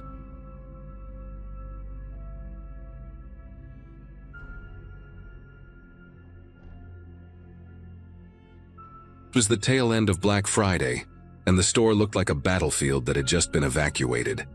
I worked the late shift at a mid-sized retail chain in northern Illinois, mostly handling restocks and cleanup after the madness. The kind of place that sold everything from kitchenware to cheap electronics.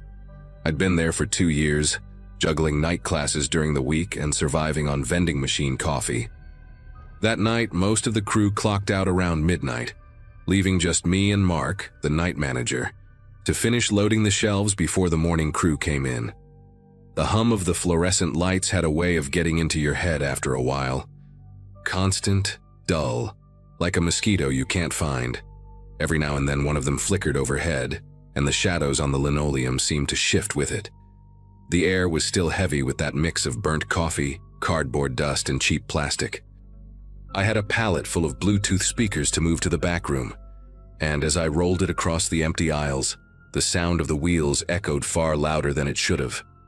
It was the first time all day the store had gone completely silent. Near the customer service counter, we had a set of monitors that displayed the security camera feeds. I glanced at them mostly out of habit, checking if Mark was still in the stockroom or sneaking another cigarette out back. But one of the screens caught my eye. The feed from the electronics section, aisle 9, showed movement, a tall figure walking slowly between the shelves. At first, I thought it was a delayed playback from earlier in the day. Those cameras glitched sometimes after a long shift, but the timestamp in the corner was live. 12:47 a.m. I radioed Mark to ask if he was in the electronics section, but his muffled reply came from the back. He hadn't left the stockroom. My gut told me maybe someone got locked in after closing. Maybe a customer hiding out. It happened before. A drunk college kid once fell asleep in the patio furniture display. So I grabbed my flashlight and headed that way, trying to make as much noise as possible so whoever it was would know I was coming. The closer I got, the louder that hum from the lights seemed to buzz in my ears, until the sound almost felt alive. When I turned the corner into aisle 9, the first thing I noticed was how cold it felt compared to the rest of the store. Not a normal kind of cold, more like the air conditioning had kicked on just for that section. My footsteps echoed sharply off the polished floor as I scanned the shelves with my flashlight. Rows of headphones, phone chargers, empty boxes, and not a single sound except the faint electric hum above me. I called out, "Hey, store's closed, you can't be back here." My voice bounced through the aisles, but no one answered. I stood still for a moment, listening. Somewhere, faintly, a display TV flickered to life, playing static. I checked behind every end cap, even crouched to look under the shelves, thinking maybe someone was messing around. Nothing. When I walked back toward the service counter, I glanced up at the camera dome above aisle 9 and saw the red light still blinking. It was recording. Back at the monitor wall, I rewound the feed a few seconds, expecting to see myself searching with the flashlight. Instead, I watched something step out from behind the shelves just after I'd passed through. It wasn't clear, more like a shape outlined by the weak light, but it moved slow, deliberate, like it was waiting for me to turn around. I froze in place for a good 10 seconds, staring at the grainy footage. The figure leaned forward into the aisle as if studying the camera. Then, without warning, the feed glitched, jumping from static to a frozen frame. The timestamp froze too. 12:58 a.m. Every other monitor stayed normal, except that one. I remember tapping the screen like that would somehow fix it, but before I could decide whether to check again, the motion alert went off. A loud digital beep echoed from the console, and the same alert icon blinked over aisle 9 again and again. Mark came out from the stockroom after hearing the noise. I told him someone might still be in the store, and he laughed at first, until he saw the blinking monitor. We both stood there watching the frozen frame for what felt like a full minute. Then, as if the system had caught up, the image flickered back to life, showing the empty aisle. Every box, every shelf untouched. Mark muttered something about cheap wiring and told me to lock up early, but I wasn't ready to leave. I wanted to make sure that thing, whatever it was, wasn't still walking around in there. Mark headed to the front to shut off the lights while I did one last sweep. I rolled my cart past toys, clothes, cleaning supplies, all fine. But when I approached the electronics section again, the motion sensor above aisle 9 clicked on, and the lights there blinked to full brightness. I stood still, staring down the long stretch of shelves. The air felt heavier now, like the store itself was holding its breath. I took a few slow steps forward, the wheels of my cart squeaking against the floor, until I reached the middle of the aisle. That's when I noticed one of the display phones had been lifted off its stand. The cord hung loose, the plastic bracket swinging slightly side to side. I called out for Mark, but the lights overhead flickered at the exact moment I did. In that half-second of darkness, I saw movement at the far end. Something tall, pale, stepping just enough into view to make out the silhouette. I shouted again, louder this time, and the lights came back fully on. The aisle was empty. I backed away slowly, keeping my flashlight pointed ahead. The motion sensor behind me clicked off and the lights dimmed again, one by one, in a sequence like a wave pulling back into the ocean. By the time I reached the service counter, Mark was already turning the key in the front door. I told him what I'd seen, what I thought I'd seen, but he just shook his head, said I was overtired. We clocked out, and I lingered outside the glass entrance for a minute. From the parking lot, I could see the reflection of the camera lights blinking inside. Only one stayed steady, the red one above aisle 9. It was supposed to turn off automatically when the system went into night mode. That light just kept glowing. The next morning, I came back early, before my shift, and checked the footage again. Every recording from 12:45 to 1:05 was gone, corrupted, according to the system. But the strange part wasn't the missing video. It was the audio file attached to it. 30 minutes of silence, then a faint voice whispering my name. Not yelling, not calling, just whispering it over and over. The IT guy said the file must have glitched during compression. I quit a week later. But every year when Black Friday rolls around, I still hear that same hum in my head, like those lights are waiting for me to come back.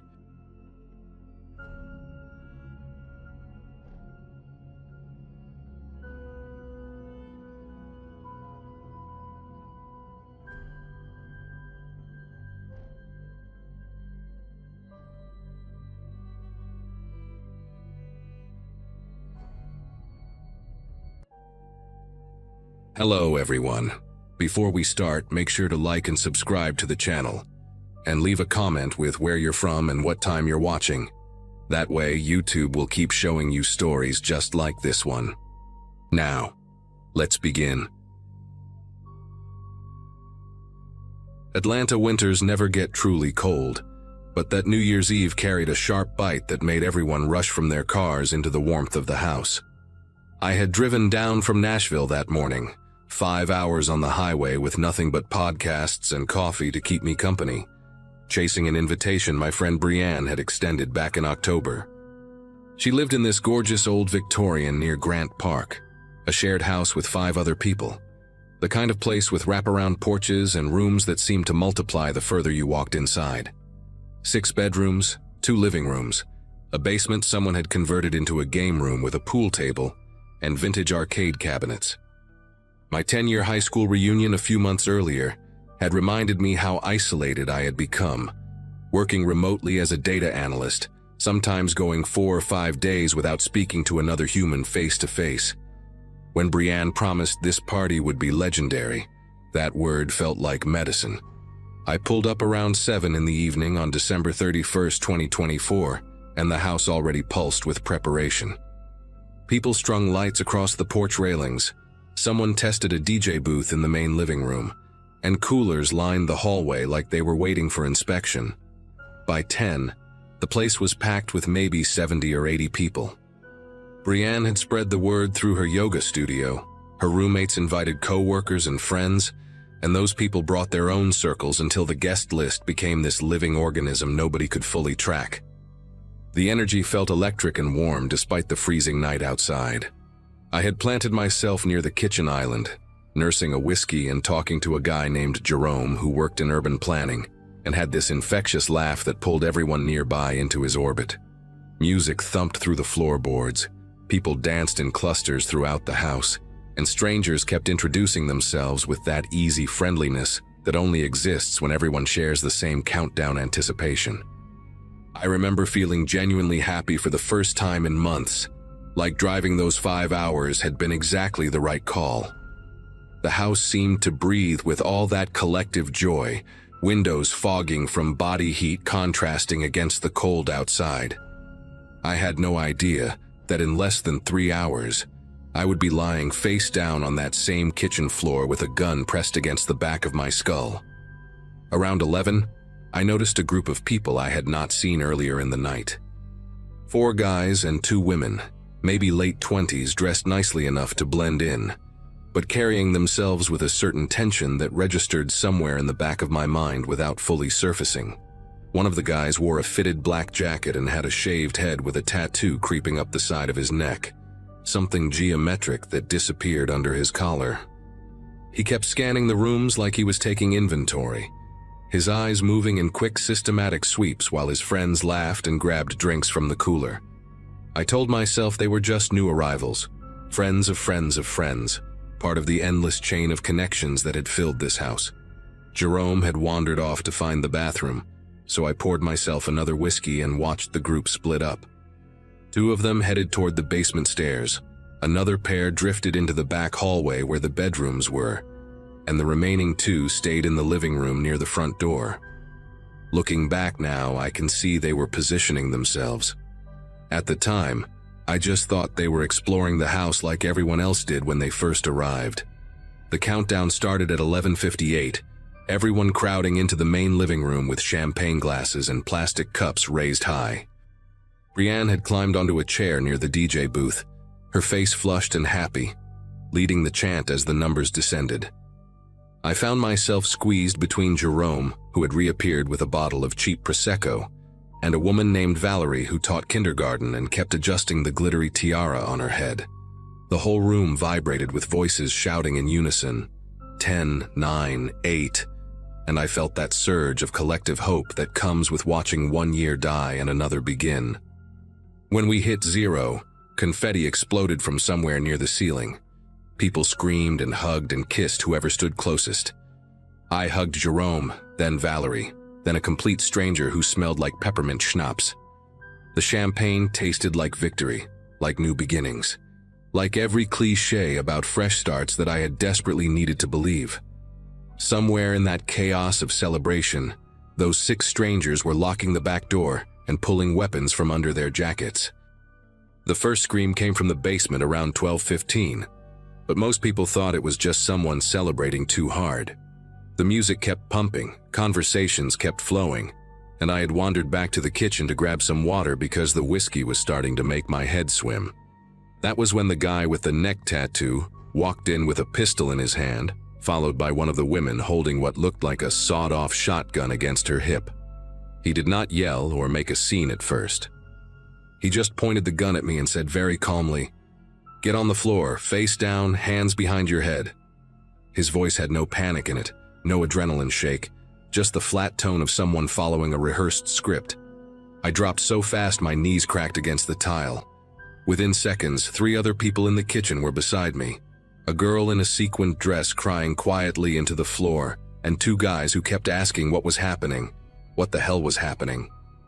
The woman with the shotgun stood by the doorway while her partner zip-tied our wrists behind our backs, pulling the plastic so tight I could feel my pulse throbbing in my fingertips. The screaming started for real after that, spreading through the house like wildfire as the other members of the group revealed themselves in different rooms. I could hear furniture crashing somewhere above us, heavy footsteps thundering across the old hardwood, voices shouting commands to get down, shut up, hand it over.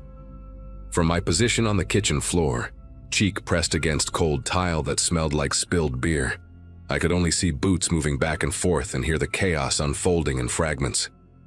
Someone was sobbing in the next room, deep-wrenching sobs that sounded like they came from a grown man.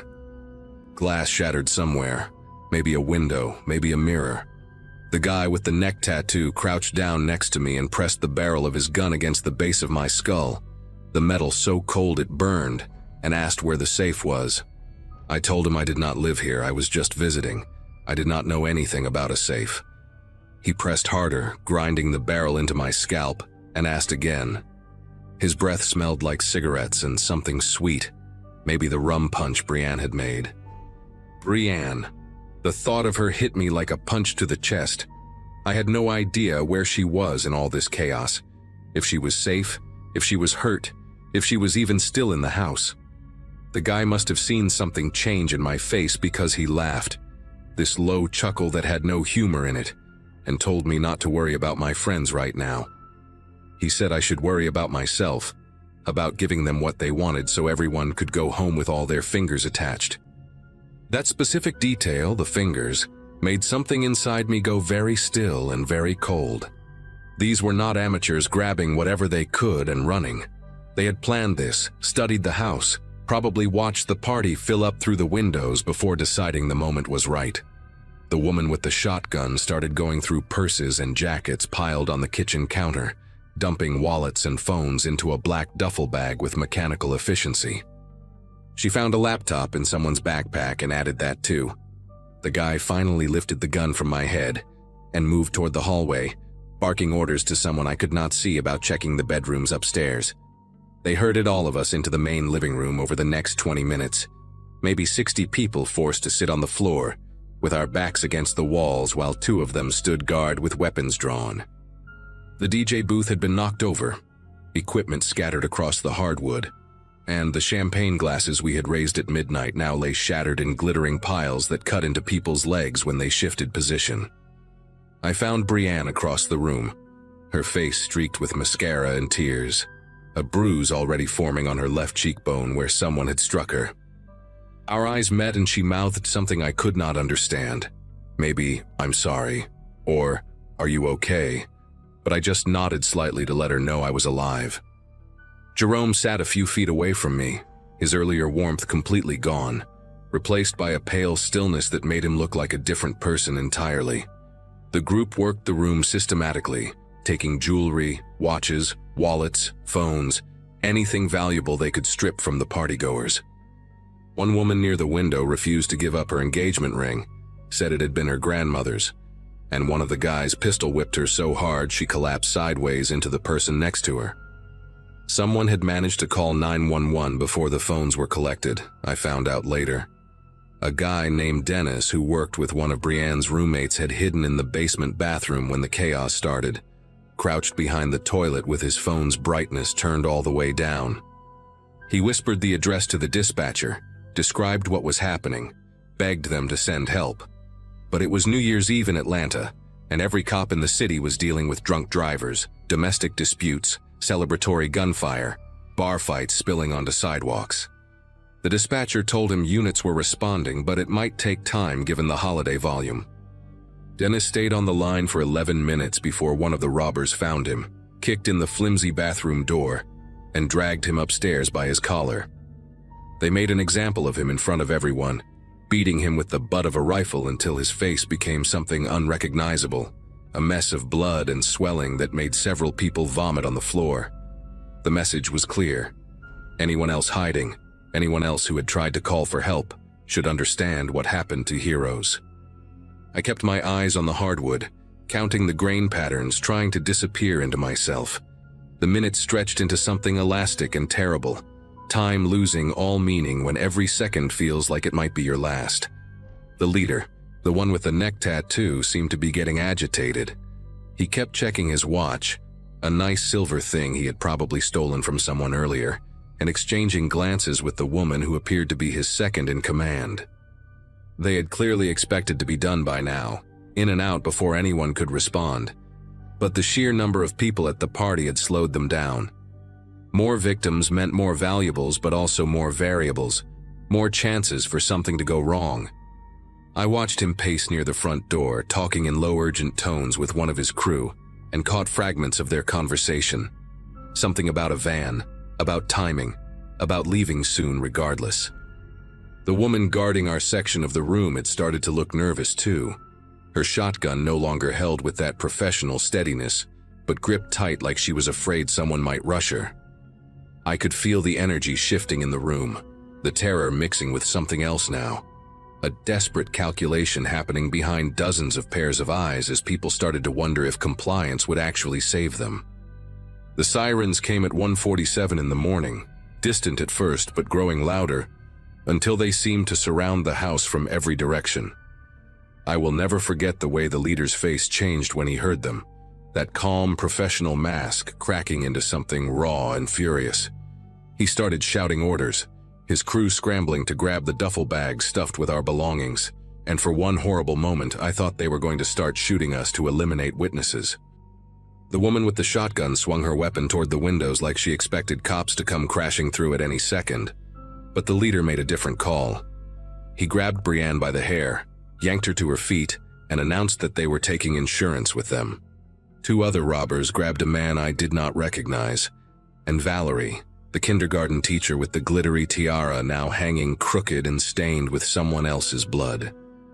They dragged the three of them toward the back of the house while the rest of the crew covered their retreat, and I screamed Brienne's name so loud my throat tore. She looked back at me one time, her eyes wide with terror, before she disappeared through the kitchen doorway. The remaining robbers backed out after them, keeping their weapons trained on us until the last possible second, and then they were gone into the cold Georgia night. The police found the three hostages 2 hours later, abandoned in the back of a stolen catering van parked behind a strip mall 6 miles away. The robbers had taken what they wanted and vanished, probably switching vehicles somewhere along the way, disappearing into the chaos of New Year's celebrations still raging across the city. Brienne was physically unharmed, but she did not speak for 3 days afterward, just sat in her hospital bed staring at the wall with eyes that looked hollowed out from the inside. Dennis survived but needed reconstructive surgery on his face. The woman who got pistol whipped over her grandmother's ring had a fractured skull, and spent 2 weeks in the ICU. The police arrested 2 of the 6 robbers about 3 weeks later, caught them trying to pawn jewelry at a shop in Savannah, but the others were never found, including the man with the neck tattoo. I drove back to Nashville 4 days after it happened, my wrist still bruised purple from the zip ties, and I did not leave my apartment for almost a month. Every time I closed my eyes, I saw that kitchen floor, felt that cold metal against my skull, heard Brianne screaming as they dragged her away. It has been almost a year now, and I still cannot go to parties, still flinch when I hear fireworks or champagne corks popping. Some people say time heals everything, but I think that is something people tell themselves so they can sleep at night. Some wounds just become part of you, woven into who you are, and you learn to carry them because the alternative is to stop moving entirely.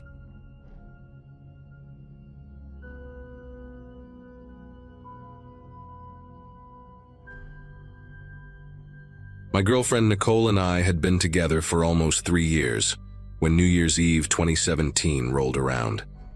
We were living in a small apartment in Boise, Idaho, both of us working jobs that paid just enough to cover rent and the occasional date night. She was a veterinary technician at an animal clinic near the mall, and I had been doing IT support for a regional insurance company since dropping out of college a few semesters before finishing my degree. That December had been brutal for both of us. Long hours, difficult customers, the kind of exhaustion that makes you want to hide from the world rather than celebrate with it. So when Nicole suggested we skip the downtown festivities and find somewhere quiet to watch the fireworks, just the 2 of us, I thought it sounded perfect. Neither of us was the type to enjoy packed bars or freezing in a crowd of drunk strangers. We wanted something intimate, something peaceful. I had no idea how wrong that night would go. I knew about a spot called Ridgeline Point, about 40 minutes outside the city, up a winding mountain road that led to a small overlook with a clear view of the valley below. A coworker had mentioned it once, said he used to take his wife there when they were dating. The drive up was quiet, just the hum of my old Ford Ranger and some acoustic playlist Nicole had put together on her phone. We passed the last gas station around 9, and after that there was nothing but dark pines and the occasional reflective sign warning about deer crossings. The temperature had dropped to around 18 degrees, and a thin layer of frost clung to everything outside the truck. When we finally pulled into the small gravel lot at Ridgeline Point, we were completely alone. The city lights glittered far below us like a scattered handful of orange and white gems, and above us, the sky was impossibly clear, packed with stars you never see when you live surrounded by streetlights. Nicole squeezed my hand and said this was exactly what she needed. I turned off the engine and we sat there in the dark waiting for midnight. We had brought a thermos of hot chocolate and a blanket, and Nicole had even packed some of those little hand warmers you crack and shake. For the first 20 minutes or so, everything was perfect. We talked about the year behind us, about the apartment we wanted to move into come spring, about her sister's wedding in March and whether we could afford the trip to Portland for it. The windows started to fog up from our breath, and I would wipe a little circle clear every now and then to check the view. It was around 11:15 when I noticed it. A light, small and pale, somewhere off to our left where the tree line began. At first I thought it was a reflection, maybe a glare from the city lights bouncing off something metallic, but then it moved. Just a small shift, barely perceptible, but enough to make me sit up straighter. Nicole was mid-sentence about her bridesmaid dress when she noticed me staring and asked what was wrong. I told her I thought I saw something, probably just an animal. She leaned over to look and the light disappeared. We sat in silence for a few seconds, both of us scanning the dark edge of the forest. Nicole laughed nervously and said it was probably a hiker with a headlamp, maybe someone who had the same idea we did and wanted to watch the fireworks from the woods. That made sense. It was New Year's Eve after all, people do strange things. But something about the way that light had moved, deliberate and slow, made the back of my neck prickle. I told myself I was being paranoid, that spending too many nights watching true crime documentaries with Nicole had rotted my brain. I kissed her forehead and told her not to worry. But I kept glancing at that tree line, and about 5 minutes later, I saw it again. Closer this time. Not by much, maybe 30 feet from where it had been before. And this time, it stayed on long enough for me to see that it was not a headlamp. It was the glow of a phone screen, held low, illuminating the bottom half of a face. Someone was standing at the edge of the woods, watching us. Nicole saw it too. She grabbed my arm so hard her nails dug through my jacket sleeve. Neither of us said anything for a moment. The figure did not move, did not wave, did not call out. Just stood there, maybe 60 yards away, half hidden by the trunk of a massive pine. I could make out what looked like a dark jacket, the shape of broad shoulders, but the phone light clicked off before I could see anything else. My heart was hammering in my chest, and Nicole whispered that we should leave, right now. I agreed. I reached for the keys still dangling from the ignition and turned them. The engine made a sound I had never heard before, a weak, stuttering cough that died almost immediately. I tried again. Same thing. The dashboard lights flickered on for half a second and then went dark. Nicole asked me what was happening, her voice climbing higher, and I told her I did not know. I pumped the gas, turned the key again, and got nothing but a hollow click. The truck was dead. I want to be clear about something. That Ford Ranger was old, sure, a 2004 with over 160,000 miles on it, but I had just had the battery replaced 2 months before. It had started fine when we left the apartment. There was no warning, no slow crank, nothing. One moment it was running, the next it was completely dead, like someone had flipped a switch. Nicole was breathing fast beside me, her eyes fixed on the tree line where we had seen the figure. I told her to stay calm, that maybe it was just the cold affecting the battery, that I would pop the hood and take a look. But when I reached for the door handle, she grabbed my wrist and said no. Do not get out of the truck. She pointed toward the trees and I followed her gaze. The figure had moved again. It was no longer at the tree line. It was standing in the middle of the gravel lot, maybe 40 feet from our front bumper, completely still. No phone light this time. Just a dark silhouette against the faint glow of the city below, watching us with what I can only describe as patience. Nicole fumbled for her phone, her fingers trembling as she tried to unlock it. I kept my eyes on the figure, afraid that if I looked away even for a second, it would be at my window when I looked back. She finally got her phone open and dialed 911, but the call would not connect. No signal. We were too far up the mountain, too far from any cell tower. She tried again, then again, and each time the screen just showed that spinning circle before giving up. I grabbed my own phone and had the same result. We were completely cut off. The figure still had not moved, had not said a word, and somehow that was worse than if it had charged at us screaming. There was something calculating about the stillness, like a predator that knows its prey has nowhere to go. Nicole started crying, quiet sobs that she tried to muffle with her hand. I put my arm around her and told her we were going to be okay, but I did not believe it. My mind was racing through options. Lock the doors, honk the horn, use the truck as a barrier, but none of them seemed like enough. And then the figure took a step forward.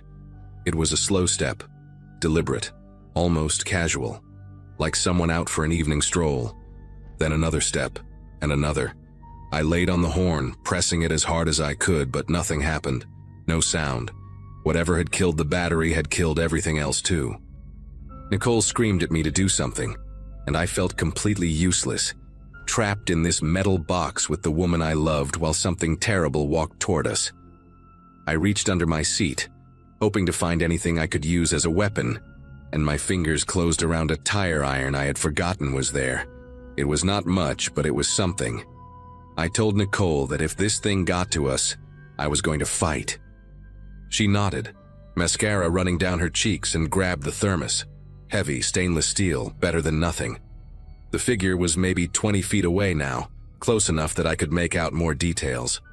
A man, tall, wearing a dark canvas jacket and work boots. His face was still obscured by shadow, but I could see his hands hanging loose at his sides.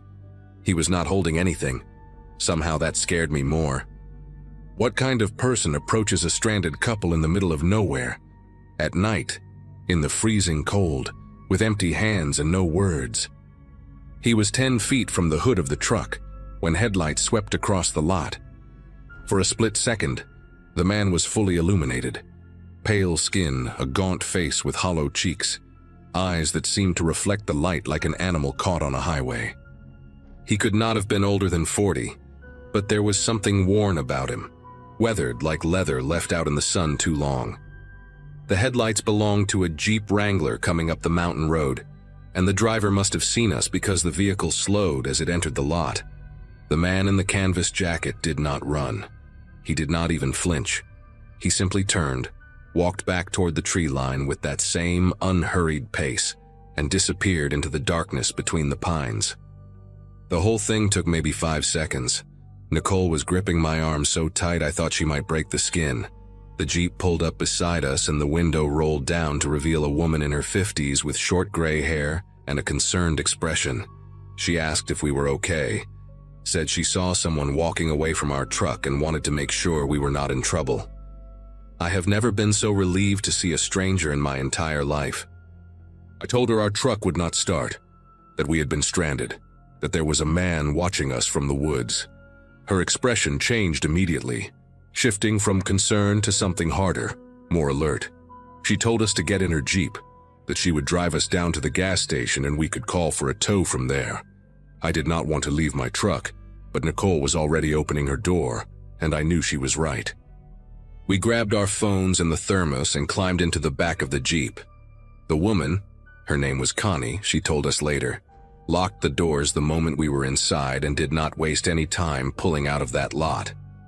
As we drove away, I looked back through the rear window. The gravel lot was empty, the truck sitting dark and abandoned. But at the very edge of the tree line, just for a moment, I saw him again, standing motionless, watching us leave.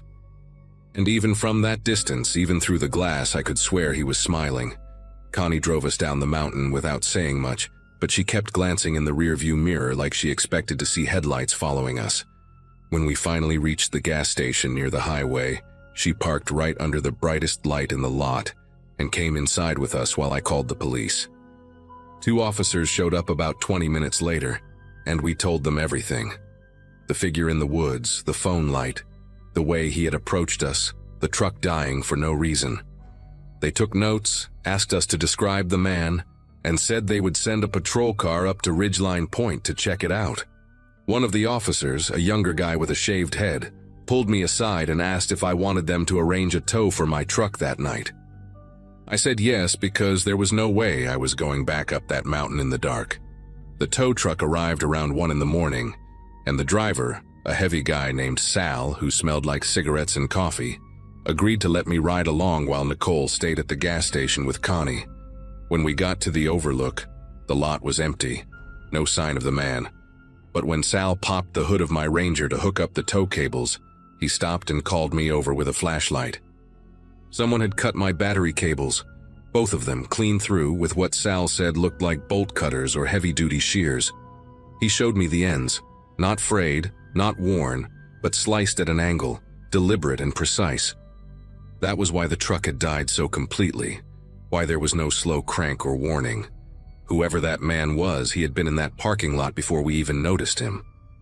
He had walked up to my truck while we sat inside drinking hot chocolate and talking about bridesmaid dresses, and he had disabled our only means of escape. Sal looked at me with this expression I will never forget, a mixture of pity and something like fear, and he said I was lucky that Jeep showed up when it did. I could not argue with him. The police never found the man. They searched the area, put out a description, but he was gone like smoke.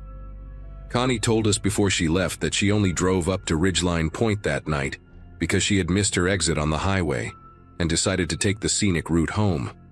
A wrong turn. That was all that stood between us and whatever that man had planned. Nicole and I moved to Portland 3 months later, partly for her sister's wedding and partly because neither of us could stand being in Boise anymore. We sold the Ranger to a junkyard and bought a newer car with working locks and an alarm system. We never went back to Ridgeline Point, and we stopped watching fireworks from anywhere that was not surrounded by hundreds of other people. Sometimes, late at night, I still think about that man standing in the gravel lot, watching us with those hollow eyes, waiting for something. I think about how calm he was, how patient, like he had done this before and knew exactly how it would go.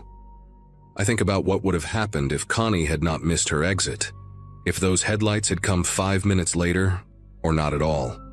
The police told me a few weeks after that they had found an abandoned campsite in the woods near the overlook, a tent, some canned food, a sleeping bag that looked like it had been used for months.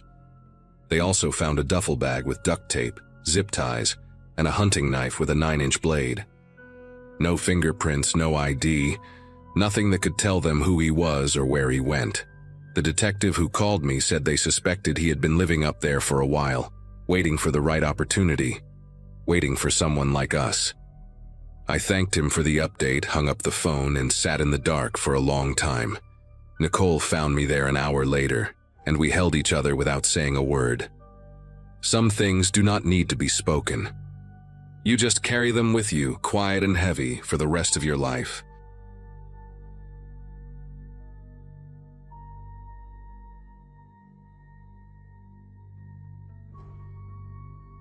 New Year's Eve 2023 is something I still think about almost every single day. I had moved into my apartment complex in Atlanta about 3 months before, one of those massive cookie-cutter buildings where every floor looks exactly the same and every door is the same shade of gray. My unit was 4B, 4th floor, second door on the left after you exit the elevator. I knew the layout by heart, or at least I thought I did. That night, my co-workers from the warehouse had invited me to a party at someone's house in Midtown, and I figured why not, since I had no other plans and my family lives back in Virginia. I took an Uber there around 9, already a little buzzed from the beers I had at home while getting ready. The party was packed, loud music, people everywhere, and the drinks kept flowing like nobody was keeping track. By the time midnight hit and everyone was screaming and hugging, I had lost count of how many whiskeys I had downed. I left the party around 2 in the morning, maybe closer to 2:30. My phone was almost dead, barely enough battery to request an Uber back home. The driver dropped me off at my complex, or what I thought was my complex, and I remember stumbling through the entrance feeling that heavy drunk tiredness where all you want is your bed. The lobby looked right, same tile floors, same mailboxes on the wall, same elevator with the scratched metal doors. I pressed the button for the 4th floor and leaned against the wall, eyes half closed, just waiting to get horizontal. When the doors opened, I walked out and turned left like I always do, counting the doors until I reached what I believed was 4B. I pulled out my keys, shoved one into the lock, and when it didn't turn, I just assumed it was because I was drunk and my coordination was garbage. I tried again, wiggling it, pushing the door a little, and then I heard a click. The door opened. In my wasted state, I didn't question it, I just walked inside. The first thing I noticed was the smell. It wasn't my apartment.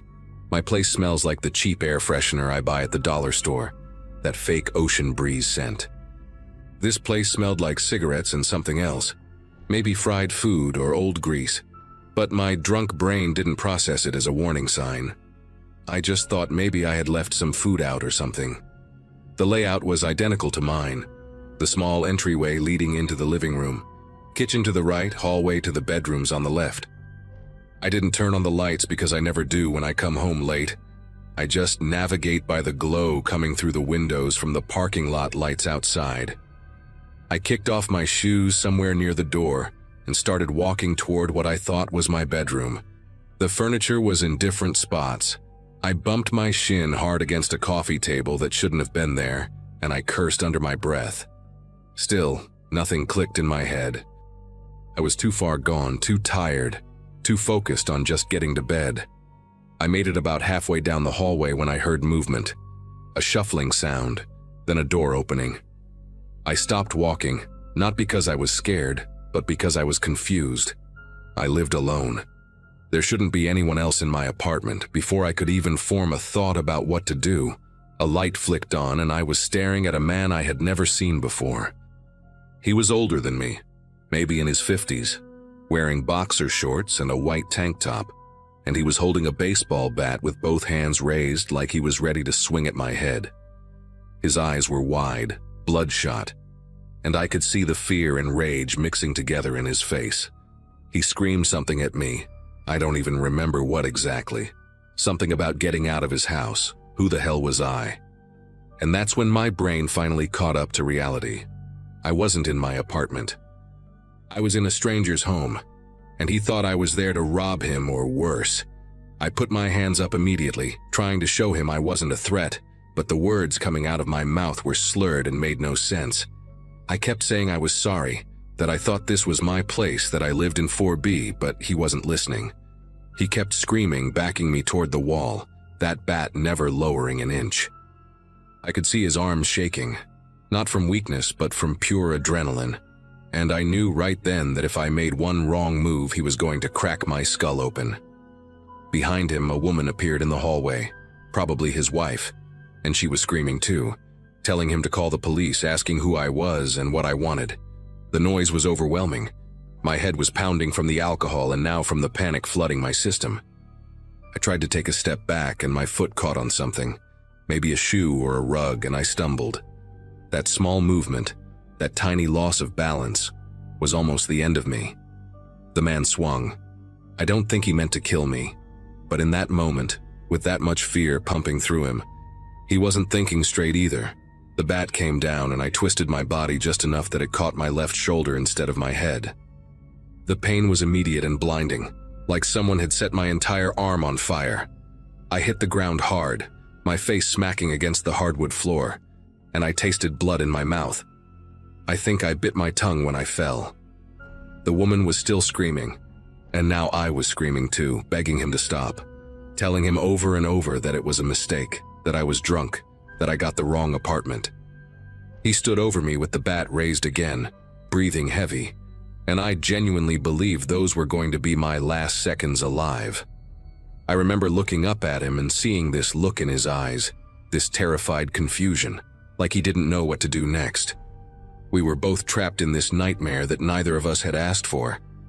The woman finally did something that probably saved my life. She grabbed her husband's arm and pulled him back, yelling at him to wait, to not hit me again, that she had already called 911. I stayed on the ground, curled up, holding my shoulder and crying like a child. I'm not ashamed to admit that. The pain was so intense I couldn't think, couldn't move, couldn't do anything except lay there and repeat that I was sorry. The man stood a few feet away, still gripping that bat, still breathing like he had just run a marathon. Nobody said anything for what felt like hours, but was probably only a minute or two. I could hear sirens in the distance getting closer, and I felt this strange mix of relief and dread. Relief because the police meant this guy wouldn't beat me to death, but dread because I had no idea how I was going to explain any of this. I was drunk. I had entered someone's home uninvited, and from their perspective I was an intruder who could have been there to hurt them. The cops arrived fast, maybe 5 or 6 minutes after the call. I heard them banging on the door, announcing themselves, and the woman went to let them in. 2 officers came into the hallway with their guns drawn, shouting commands, and I just stayed on the floor with my hands visible because I had seen enough news stories to know how badly things can go when police show up to a reported break-in. They handcuffed me first, which hurt like hell because of my shoulder, and then started asking questions. The man and woman were both talking over each other, explaining that they woke up to find me inside their apartment, that they thought I was a burglar. I tried to tell my side, but I was still slurring my words and probably making things worse with every sentence. One of the officers checked my wallet, saw my ID, and then asked me what my address was. When I told him, he looked at me with this expression I will never forget, like he was trying to figure out if I was lying or just incredibly stupid. He asked me if I knew where I was, and I said 4B, 4th floor. He shook his head and told me I was in Building C, not Building B. Same apartment number, same floor, different building entirely. The complex where I lived had 4 identical buildings arranged in a square around a central parking lot. Building A, B, C, and D, all looking exactly the same. Same brick exterior, same gray doors, same everything.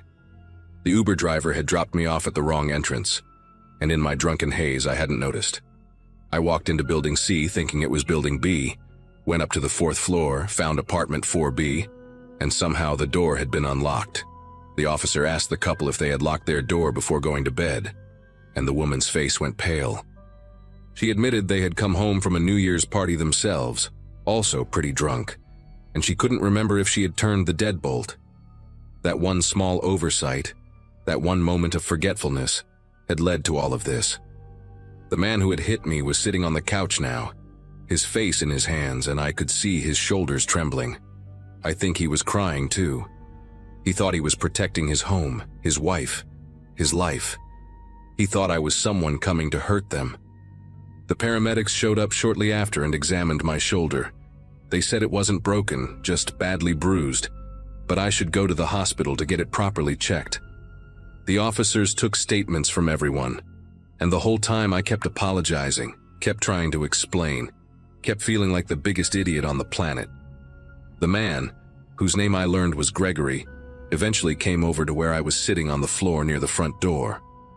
He didn't say much, just stood there looking at me with these tired, sad eyes, and then he said he was sorry for hitting me. I told him I understood, that I would have done the same thing if I woke up to find a stranger in my home. We just looked at each other for a moment. Two people who had been thrown into a violent confrontation because of a series of stupid mistakes and bad luck. Neither of us wanted to be there. Neither of us had meant for any of this to happen. But it happened anyway, and now we both had to live with it. The police decided not to charge me with anything. They could see it was a genuine mistake, and Gregory confirmed he didn't want to press charges. His wife, whose name was Marlene, even offered to drive me to the hospital, but I declined. I just wanted to get out of there, to get away from that apartment and everything that had happened inside it. One of the officers walked me out of the building and pointed toward Building B, my actual building, just about 50 feet away. 50 feet. That's all the distance between where I was supposed to be and where I ended up.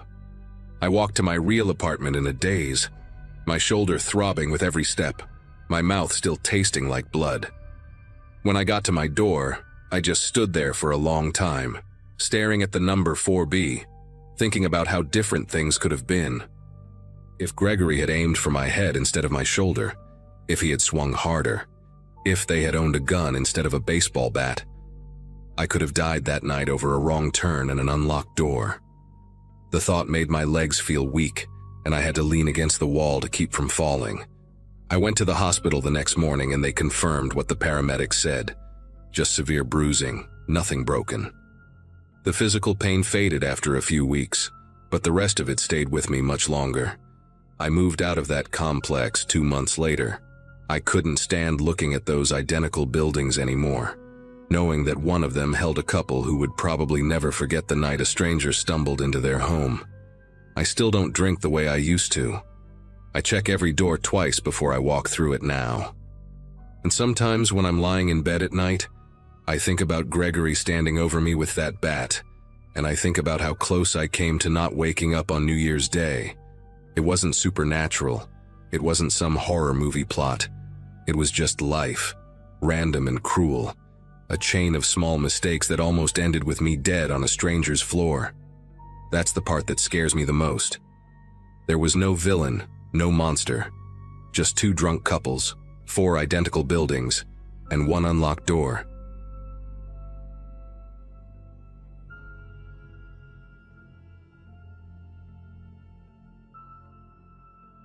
If someone had told me that my first morning of 2018 would involve barricading myself in a bathroom while a stranger paced outside my door, I would have laughed in their face. But let me start from the beginning. I had graduated college the previous spring and landed my first real job at an insurance company downtown, finally making enough to split rent on a decent 2-bedroom apartment with my roommate Trisha. We had spent the earlier part of the evening at a massive house party thrown by a coworker named Jerome, the kind of party where you lose track of time and suddenly realize it is nearly 2 in the morning. When the crowd started thinning out and Jerome began making not-so-subtle hints about wanting to crash, a smaller group of us decided to keep the celebration going at our place. It felt like a great idea at the time. Trisha and I, plus our friends Andy and Simone, grabbed a couple bottles of champagne from the kitchen and called a rideshare.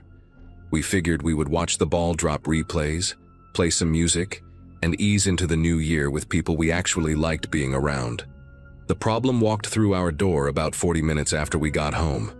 Andy had mentioned he ran into some guy named Wallace at the party, someone he vaguely knew from a flag football league that had dissolved 2 years prior.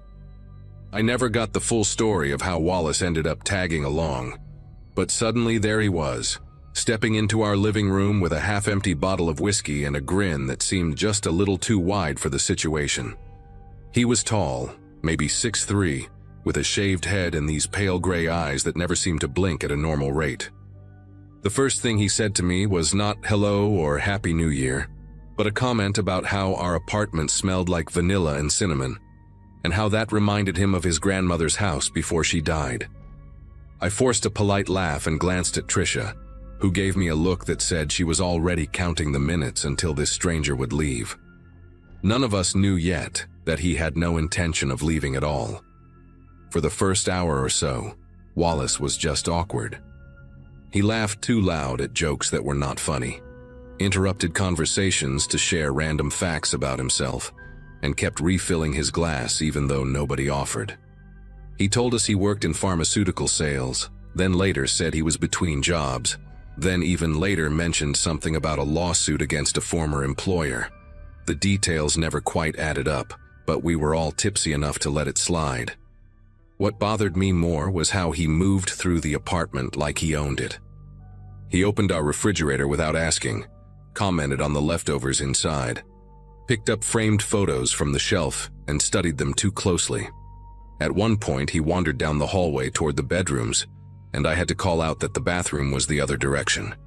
He smiled at me when he came back, but there was no apology in it, just this flat acknowledgement that he had been caught doing something he knew he should not be doing.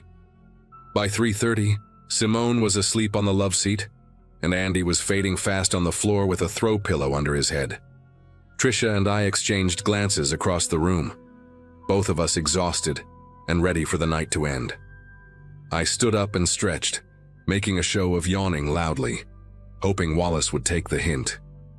Instead, he settled deeper into the armchair and kicked off his shoes, revealing mismatched socks, one black, one dark green, and feet that looked like they had not seen soap in days. I cleared my throat and said something about how it was getting really late, how we all had to be up in the morning even though that was a lie. Wallace just nodded slowly, his pale eyes fixed on the television, even though the screen had gone dark 10 minutes ago. He said he was not tired yet, that he was a night owl, that he would just hang out for a little while longer if that was cool with us. The way he said it made clear he was not actually asking for permission. Trisha tried next. She was always better at being direct than me, the kind of person who could tell a telemarketer to go to hell without raising her voice. She stood up and said it was time for everyone to head out, that she would call a cab for whoever needed one. Andy stirred on the floor and mumbled something about crashing on the couch, which was fine because Andy was practically family, but Wallace did not move. He just tilted his head slightly and said he did not have anywhere to go tonight, that his roommate had changed the locks while he was out and he could not get back in until morning. The story sounded rehearsed, like he had used it before in situations exactly like this one. Trisha asked if he had any friends he could call, any family nearby. Wallace shook his head slowly, and for a moment his expression shifted into something that almost looked like pity, not for himself, but for us, as if we were the ones who did not understand how this was going to go. He said he would just sleep in the chair, that we would not even know he was there. His voice had dropped to something quieter, almost gentle, and that scared me more than if he had shouted. I pulled Trisha into the kitchen under the pretense of cleaning up. We whispered back and forth, trying to figure out what to do. Calling the police felt like an overreaction. The guy was weird, sure, but he had not technically done anything threatening. We thought about waking Andy and having him deal with it since Wallace was supposedly his acquaintance. But Andy was barely conscious and would probably just make things more awkward. Trisha suggested we just go to our rooms and lock our doors. Let Wallace sit in the living room all night if that was what he wanted. and deal with kicking him out in the morning when we were sober and rested. It seemed like the safest option, the path of least resistance. I grabbed my phone from the counter and we walked back into the living room to say goodnight. But when we got there, Wallace was no longer in the armchair. He was standing in the middle of the hallway that led to our bedrooms, his back to us, perfectly still, like he was listening for something on the other side of one of the closed doors. I asked him what he was doing, and my voice came out sharper than I intended. Wallace turned around slowly, and for a second his face was completely blank, like a mask that had not decided what expression to wear yet. Then he smiled and said he was just looking for the bathroom again, that he had forgotten which door it was. The bathroom door was wide open with the light on. He had walked past it to get where he was standing. Trisha told him firmly that the bathroom was right there, pointed at it, and asked him to please stay in the living room for the rest of the night. Wallace held up his hands in a gesture of mock surrender and walked back toward us, but he moved slowly, deliberately, making sure we had to step aside to let him pass. As he brushed by me, I caught a smell coming off him that I had not noticed before, something sour underneath the whiskey, like old sweat and something metallic. He sat back down in the armchair and picked up a magazine from the coffee table, flipping through it like nothing had happened, but his eyes were not reading. They were watching us over the top of the pages. Trisha and I retreated to her bedroom since it had a lock on the door and mine did not. We left Andy and Simone sleeping in the living room, which I still feel guilty about. But at the time we were operating on pure survival instinct and not thinking clearly. Trisha pushed her dresser in front of the door and we sat on her bed with our phones in our hands, too wired to sleep. We could hear Wallace moving around in the apartment, the creak of the floorboards, the sound of cabinets opening and closing in the kitchen, the refrigerator door. At one point we heard him try the handle of the bathroom door, then the handle of my bedroom door, each one a soft click followed by silence. My heart was pounding so hard I could feel it in my throat. Trisha texted Andy to wake up and check on things, but his phone just buzzed somewhere in the living room with no response. We considered climbing out the window, but we were on the 4th floor and the fire escape was on the other side of the building. So we just sat there, listening, waiting for the sun to come up. Sometime around 5 in the morning, the sounds stopped. The apartment went completely quiet, and that silence was almost worse than the noises had been. Trisha and I whispered back and forth about whether he had finally fallen asleep or left, or was just standing somewhere in the dark, waiting. We must have dozed off at some point because the next thing I remember is waking up to gray winter light coming through the blinds and the sound of voices in the living room. I checked my phone. It was almost 8. Trisha was already awake, her eyes red and puffy, and she pressed a finger to her lips before carefully moving the dresser away from the door. We opened it just a crack and listened. I could hear Andy talking, his voice confused and groggy, asking someone where his jacket was. And then I heard Wallace, calm as anything, saying he had moved it to the coat closet because it was blocking the heater.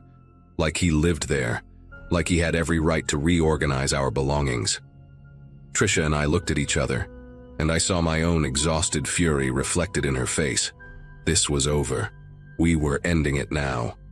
We walked into the living room together, and the scene that greeted us made my chest tight with anger. Wallace was sitting at our small dining table eating a bowl of cereal.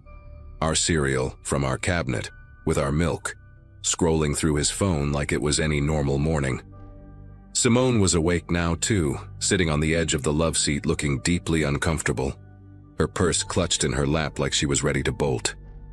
Andy was standing by the window with his arms crossed, and I could tell from his expression that he had finally realized something was very wrong with his supposed acquaintance. When Wallace saw us, he lifted his spoon in a little wave and said good morning, asked if we had slept well, mentioned that we were almost out of milk. I walked straight to the front door and opened it wide. The cold January air rushed in, and I told Wallace it was time for him to leave. My voice was shaking, but I did not care anymore. He looked at me for a long moment, chewing slowly, and then he asked where exactly I expected him to go. That was when Andy finally stepped up. He moved toward the table and told Wallace in a firm voice that he needed to leave right now, that this was not his apartment, and he had overstayed his welcome by about 6 hours.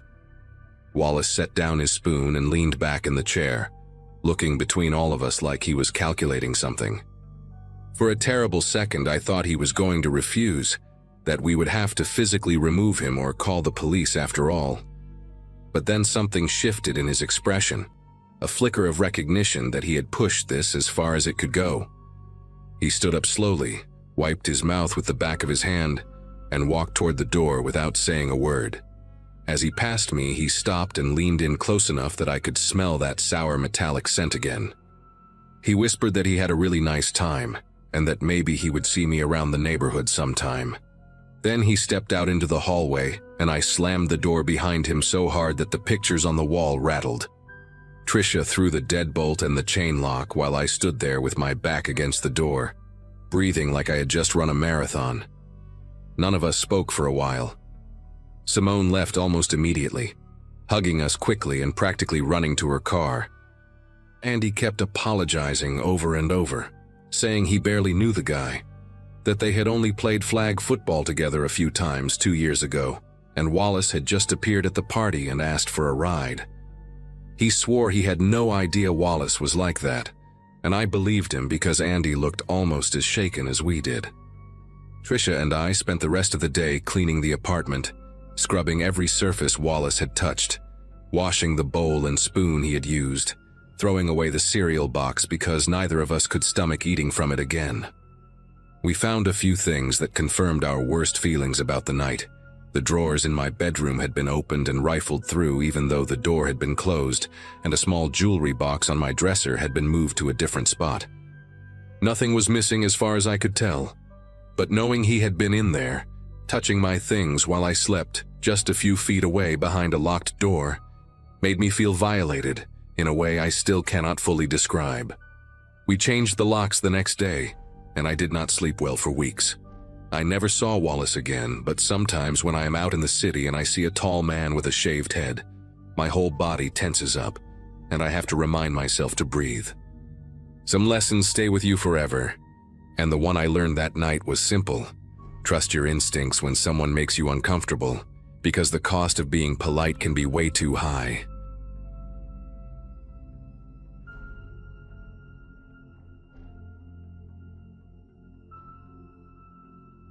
Colin showed up at my place around 9 with 2 bottles of cheap champagne and his girlfriend Whitney, who was carrying a stack of frozen pizzas like it was some kind of offering.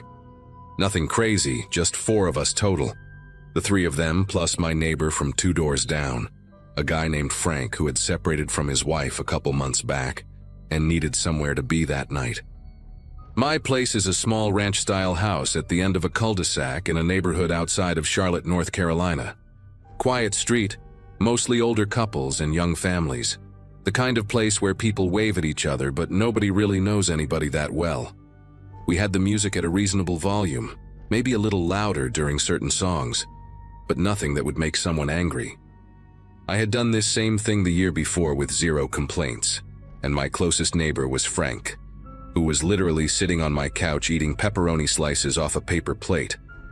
Whitney had just come back from the kitchen with another round of beers when we heard the knock. It was firm, 3 solid hits on the front door, the kind of knock that makes you stop mid-sentence. I remember checking my phone and it was 11:47. I know because I was about to text my mom a Happy New Year, since she always went to bed early. Colin muted the speaker and we all just kind of looked at each other. Frank made a joke about it being the cops, and we laughed because it seemed ridiculous.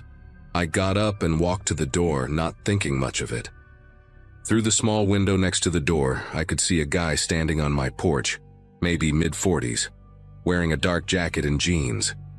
He had his hands clasped in front of him like he was waiting patiently. I opened the door about halfway, leaving the chain on because something about the way he was standing made me want to keep a barrier there. He smiled when he saw me and said he was responding to a noise complaint from one of the neighbors, that someone had called about loud music. I asked him who complained, and he just said it was anonymous, that he was not allowed to share that information. His voice was calm, almost too calm, like he had rehearsed this conversation in his head a dozen times before knocking. I noticed he did not have a badge, no uniform, Nothing that would indicate he was with the police or any kind of official noise enforcement. When I asked if he was a cop, he paused for just a second, a tiny hesitation that most people would miss, and said he was with the neighborhood association. That did not sit right with me because I had lived in that house for almost 3 years and never once heard of any neighborhood association. We did not have an HOA, no community board, nothing like that. I told him we would keep it down and started to close the door. He put his hand on the frame, not aggressively, but firmly enough that the door stopped moving. He said he needed to come inside to verify the noise level, that it was standard procedure. That was when Colin appeared behind me. He is a big guy, played football in high school and still lifts regularly, and I think his presence changed the dynamic immediately. The man on the porch took a small step back, his eyes shifting from me to Colin and then back to me. I told him again that we would keep it down, that there was no need for him to come inside, and that I did not know who he was. He smiled, but it was not a friendly smile. It was the kind of expression someone makes when they are trying to appear calm, but are actually calculating something. He said fine, that he would check back later, and then he turned and walked down the porch steps toward the sidewalk. I closed the door and locked it, and Colin asked me what the hell that was about. I told him I had no idea, but something about the whole interaction made me uneasy. Whitney came over and asked if everything was okay, and I said yes, but I walked to the front window and watched the man. He did not go to a car. He walked to the end of my driveway and just stood there, looking back at the house. Frank joined me at the window and said that guy was not from around here. He knew most of the people on the street, at least by face, and he had never seen this man before. We watched him for maybe 2 minutes, which does not sound like a long time, but when someone is standing at the end of your driveway staring at your house in the dark, 2 minutes feels like forever. Then he turned and walked slowly down the sidewalk, disappearing around the curve of the cul-de-sac where the streetlight did not reach. Colin suggested we call the police, but I hesitated. What would I even say? Some guy knocked on my door claiming to be from a neighborhood association, and then stood in my driveway. It sounded ridiculous even in my own head. Whitney said we should at least lock all the doors and check the windows, which we did. I went through every room in the house, making sure the latches were secure. When I got to the back bedroom, I looked out into the backyard and saw nothing but darkness and the fence line. I told myself I was overreacting, that the guy was probably just some lonely weirdo who wanted attention on New Year's Eve. We tried to get back into the mood after that, but it was difficult. The music was playing again, but quieter now, and nobody was really talking much. Frank kept glancing at the front window every few minutes. Whitney was texting someone, probably her sister, and Colin was sitting on the couch with his arms crossed, looking irritated. I opened another beer and checked my phone. It was 12:03, which meant we had missed the countdown completely. I had not even noticed midnight passing. That bothered me more than it should have, like the whole night had been stolen by this stranger who had no business being at my door. Around 12:15, Colin said he was going to step outside for some air, and I told him I would go with him. We walked out the back door onto the small patio I have behind the kitchen. The night was cold but not unbearable, and we could hear fireworks in the distance from other neighborhoods. Colin lit a cigarette and asked me if I recognized the guy at all, maybe from work or somewhere else. I said no, I had never seen him before in my life. We were outside for maybe 5 minutes when Colin suddenly stopped talking mid-sentence. He was looking past me toward the back corner of the yard where the fence meets the neighbor's property. I turned around and saw a figure standing there, just on the other side of the fence, barely visible in the darkness. It was him, the same guy. He was not moving, not saying anything, just standing there with his hands at his sides, watching us. My heart started pounding so hard I could feel it in my throat. Colin grabbed my arm and pulled me back toward the door. We got inside and he locked it immediately, then checked that the deadbolt was engaged. Whitney asked what happened and Colin told her the guy was in the backyard, or at least right outside it. Frank stood up from the couch and said we needed to call the police right now, that this was not normal behavior. I finally agreed. I pulled out my phone and dialed 911, my fingers feeling clumsy and slow. The dispatcher answered, and I tried to explain the situation as calmly as I could. A man had come to my door earlier, claimed to be from a neighborhood association, tried to get inside, and was now standing behind my fence watching us. The dispatcher asked if the man had made any direct threats or shown a weapon. I said no, not exactly, but he was clearly following us around the property. She said she would send an officer to check it out, but it might take a while because of all the New Year's calls they were dealing with. Drunk drivers, domestic disputes, fireworks complaints. She told me to stay inside, keep the doors locked, and call back if the situation escalated. I hung up feeling frustrated and scared at the same time. Colin was pacing the living room, and Whitney had moved to the center of the house, away from any windows. Frank suggested we turn off all the lights so we could see outside better, without being seen ourselves. It seemed like a good idea, so we did it. The house went dark except for the glow of the stove clock in the kitchen. I crept back to the window that looked out onto the backyard, and the figure was gone. The spot by the fence where he had been standing was empty. I told the others, and nobody knew if that was a good thing or a bad thing. For the next 20 minutes, we sat in the dark living room without saying much. Every small sound made us tense up. The refrigerator humming, the house settling, a car passing on the street outside. Whitney was holding Colin's hand, and I could tell she was trying not to cry. Frank had found a baseball bat I keep in the hall closet and was gripping it like his life depended on it. I kept checking my phone, waiting for the police to call or show up, but nothing happened. Then, around 12:45, we heard something that made all of us hold our breath. It was a slow, deliberate scraping sound coming from the side of the house, like someone was dragging their fingers along the siding. It moved from the front toward the back, taking its time, as if the person doing it wanted us to hear every second of it. Colin stood up and moved toward the hallway, and I followed him. We stopped at the window in the spare bedroom that looks out onto the narrow strip of grass between my house and the fence. We could not see anyone, but the sound continued, moving past us toward the backyard. Then it stopped. For a moment, there was complete silence. I was about to say something when we heard 3 knocks on the back door. Not loud, not aggressive, just 3 calm, patient knocks, exactly like the ones on the front door earlier. Nobody moved. Whitney let out a small whimper from the living room. I walked slowly toward the kitchen, staying low, and positioned myself where I could see the back door without being directly in front of it. The door has a small window at the top, and through it I could see the outline of a face pressed close to the glass looking in. It was too dark to make out features, but I knew it was him.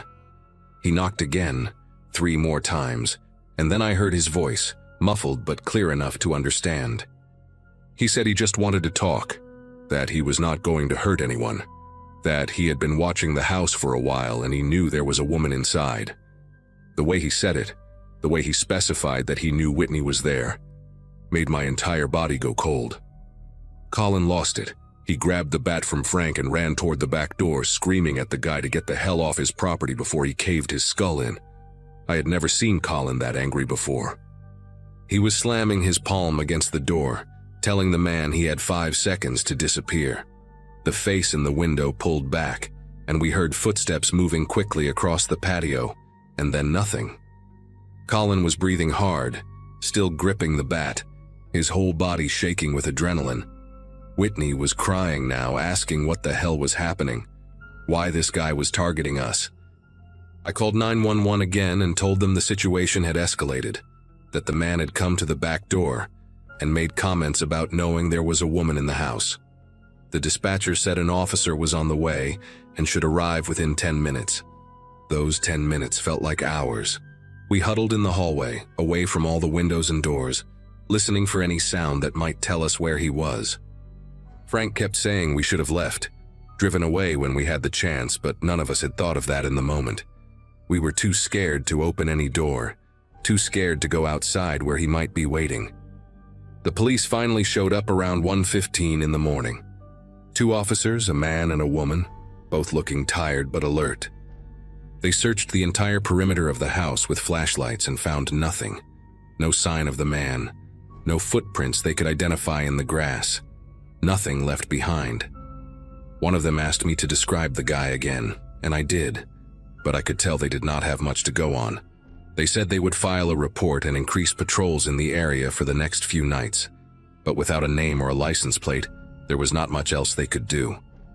After they left, nobody wanted to stay at my place. Colin and Whitney went home, and Frank walked back to his house 2 doors down, though I watched him from the window until he got inside safely. I did not sleep that night. I sat in the living room with every light on, the baseball bat next to me, checking the windows every few minutes until the sun came up. The man never came back. Not that night, not the next day, not ever. I never saw him again, never found out who he was or why he chose my house. I asked around the neighborhood in the days that followed, but nobody else had seen him. It was like he appeared out of nowhere, terrorized us for a few hours, and then vanished. I installed a security camera system the following week, but the footage has never shown anything unusual. Sometimes I still think about that night, about the way he said he knew there was a woman inside, and I wonder what would have happened if I had opened that door without the chain on, or if Colin had not been there. I try not to think about it too much, but every New Year's Eve since then, I make sure I am not home.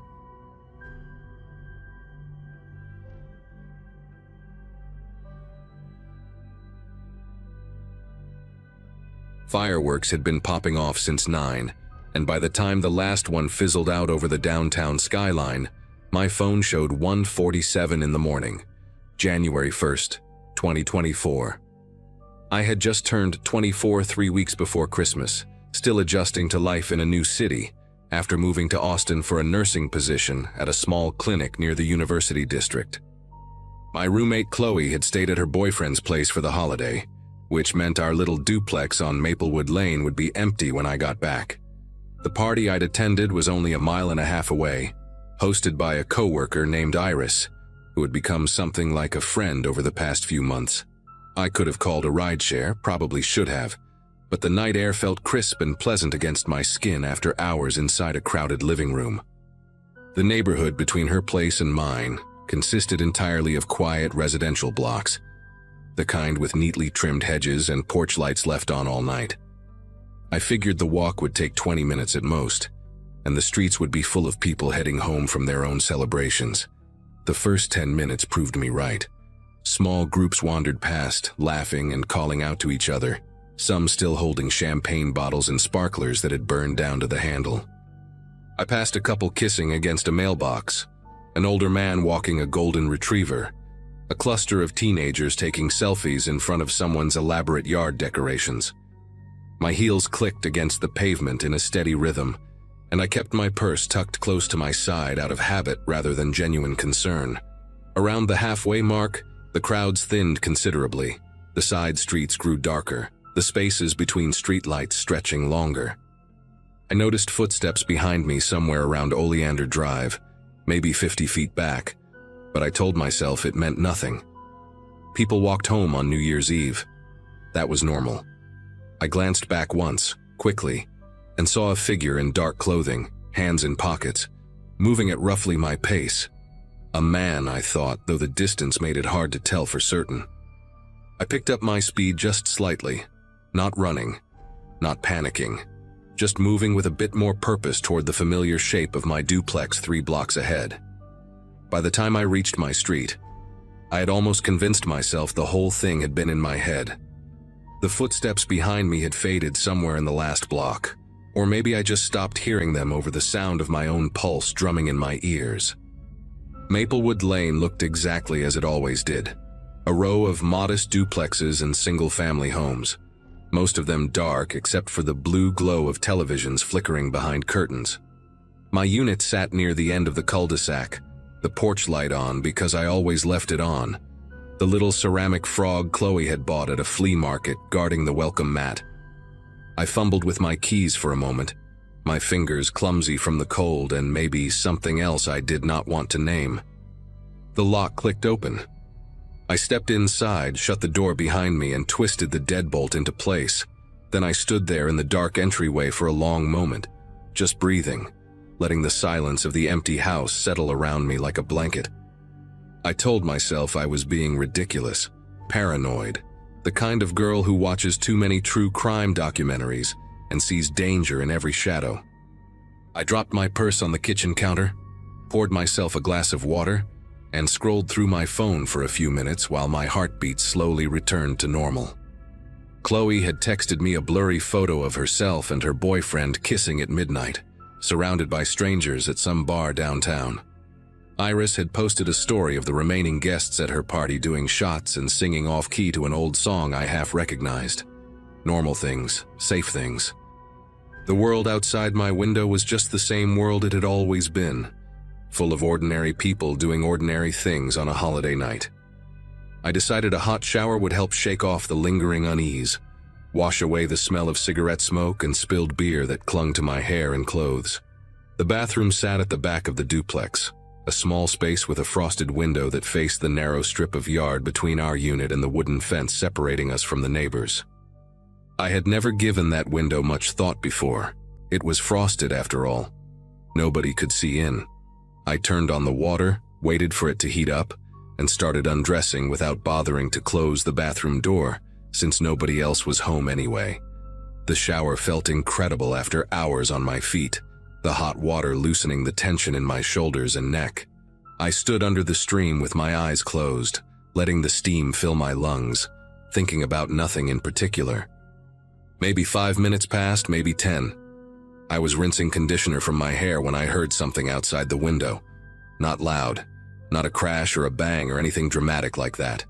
Just a soft sound, like fabric brushing against the exterior wall. I turned off the water and stood completely still, dripping onto the tile floor, straining to listen. For a few seconds there was nothing. Then I heard it again, a faint scraping noise, like someone shifting their weight on gravel. The strip of yard outside that window was covered in small, decorative stones. Chloe and I had complained about them a dozen times because they got tracked inside whenever we used the back door. I knew exactly what those stones sounded like when you stepped on them, and someone was stepping on them right now, just a few feet from where I stood naked and dripping in the steam-filled bathroom. I did not scream. I did not make any sound at all.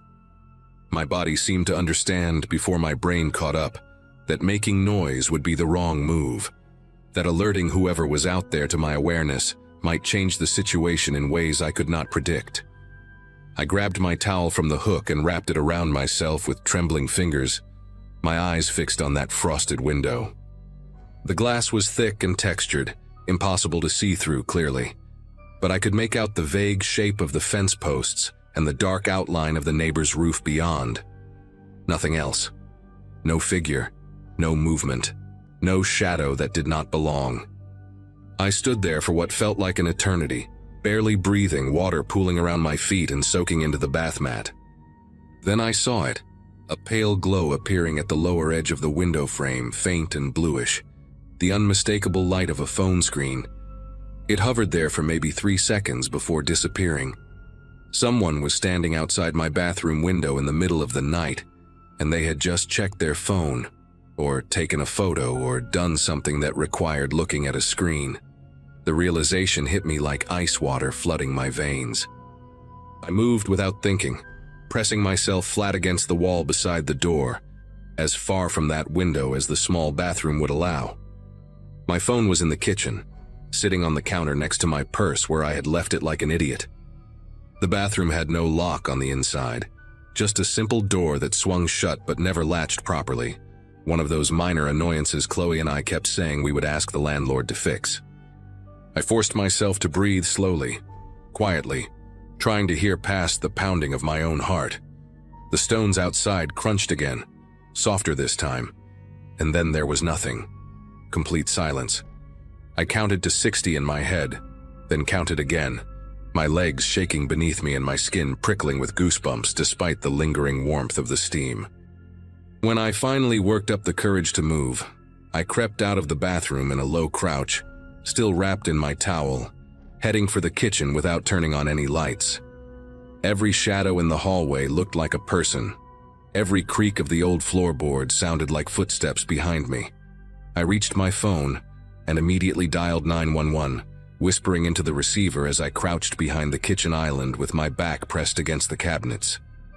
The dispatcher asked me to repeat myself twice because my voice came out so quiet and shaky. I told her someone was outside my house, that I had seen a light at my bathroom window, that I thought someone had followed me home. She asked if I had seen the person directly, if they had tried to enter the property, if I was somewhere safe inside the residence.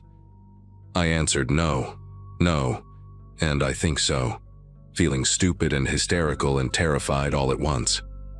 She told me officers were on the way, that I should stay on the line and stay away from doors and windows. I sat there on the cold kitchen tile in my damp towel, phone pressed to my ear, listening to the silence of my empty house and the distant pop of leftover fireworks somewhere across the city. 7 minutes passed before I saw the red and blue lights sweep across the living room curtains. It felt like 7 hours. The dispatcher told me the officers were approaching the front door and that I could let them in when I heard them knock. 2 sharp raps came a moment later, followed by a voice announcing the police, and I have never moved so fast in my life to unlock a door and let strangers inside. 2 officers came in, a woman with short gray hair and a younger guy who looked barely older than me. I must have looked insane standing there in a towel with wet hair dripping down my back, stammering about noises and phone lights and someone following me from a party. But they took it seriously. The woman, Officer Dunlap, according to her name tag, asked me to show her which window I meant while her partner went outside to check the perimeter. I led her to the bathroom and pointed at the frosted glass, feeling embarrassed now, wondering if I had imagined the whole thing or blown some innocent noise out of proportion. She shined her flashlight through the window from the inside, illuminating nothing but the dark yard beyond, and I started mentally preparing an apology for wasting their time on New Year's Eve. Then her radio crackled, and the younger officer's voice came through, tight and clipped. He said he needed her outside, east side of the property, and something in his tone made both of us go still. Officer Dunlap told me to stay inside and lock the door behind her, which I did, watching through the kitchen window as their flashlight beams swept across the narrow strip of yard between my duplex and the fence. They found footprints in the decorative stones, a clear trail of them leading from the back corner of the property to the spot directly beneath my bathroom window. The stones had been disturbed in a rough circle there, pressed down and scattered like someone had stood in that exact spot for a while, shifting their weight back and forth. Officer Dunlap showed me photos on her phone after they finished documenting everything, and I recognized the pattern immediately. The same soft crunching sound I had heard, the same restless movement of someone waiting. But that was not the worst part. The worst part was what the younger officer found near the fence line, half hidden in the shadow of an overgrown bush. A cigarette butt, still fresh, the filter stained with something dark that might have been lipstick or might have been blood. And next to it, pressed into the soft dirt beneath the bush, a knee print. Someone had knelt there in the darkness beside my fence, watching my house for long enough to smoke an entire cigarette down to the filter.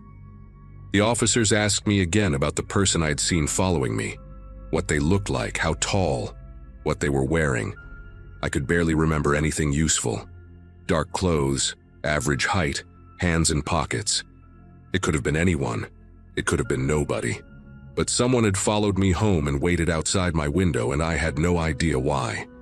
The officers stayed for almost an hour, taking my statement and checking every door and window in the duplex. Officer Dunlap gave me her card and told me to call if I noticed anything else, if I saw anyone unfamiliar around the property, if I remembered any other details about the figure on the street. She also suggested I stay somewhere else for the night if I could, just to be safe. And something about the way she said it made me understand that she was more worried than she was letting on. I called Chloe the moment they left, and she answered on the second ring, her voice thick with sleep and confusion. When I told her what happened, she went quiet for a long moment before telling me to pack a bag and come to her boyfriend's apartment immediately. I threw on clothes without really looking at what I grabbed, stuffed some things into my backpack, and ordered a rideshare with trembling fingers.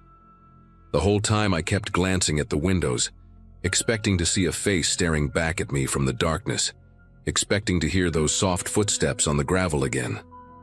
The car arrived in 4 minutes, and I practically ran out the front door, locking it behind me and climbing into the back seat without looking back at the house. I stayed at Chloe's boyfriend's place for 3 nights before I felt ready to go back to the duplex. We installed motion sensor lights in the backyard that same week, and Chloe's boyfriend helped us put a lock on the bathroom door and a secondary deadbolt on the back entrance.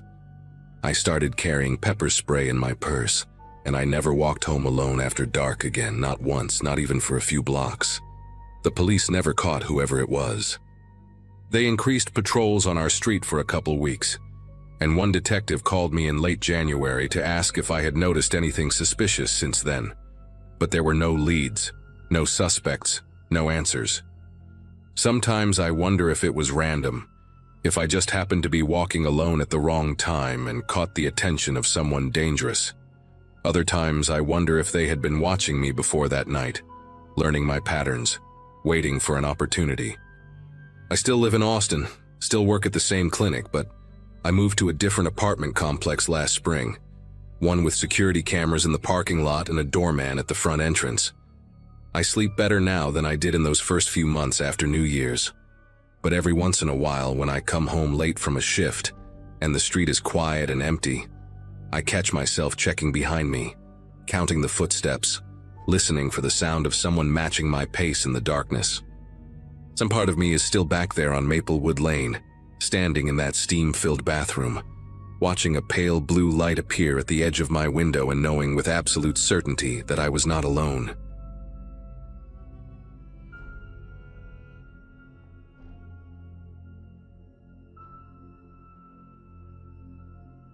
The New Year's Eve I'm about to talk about happened during a phase of my life that was pretty uneventful on the surface.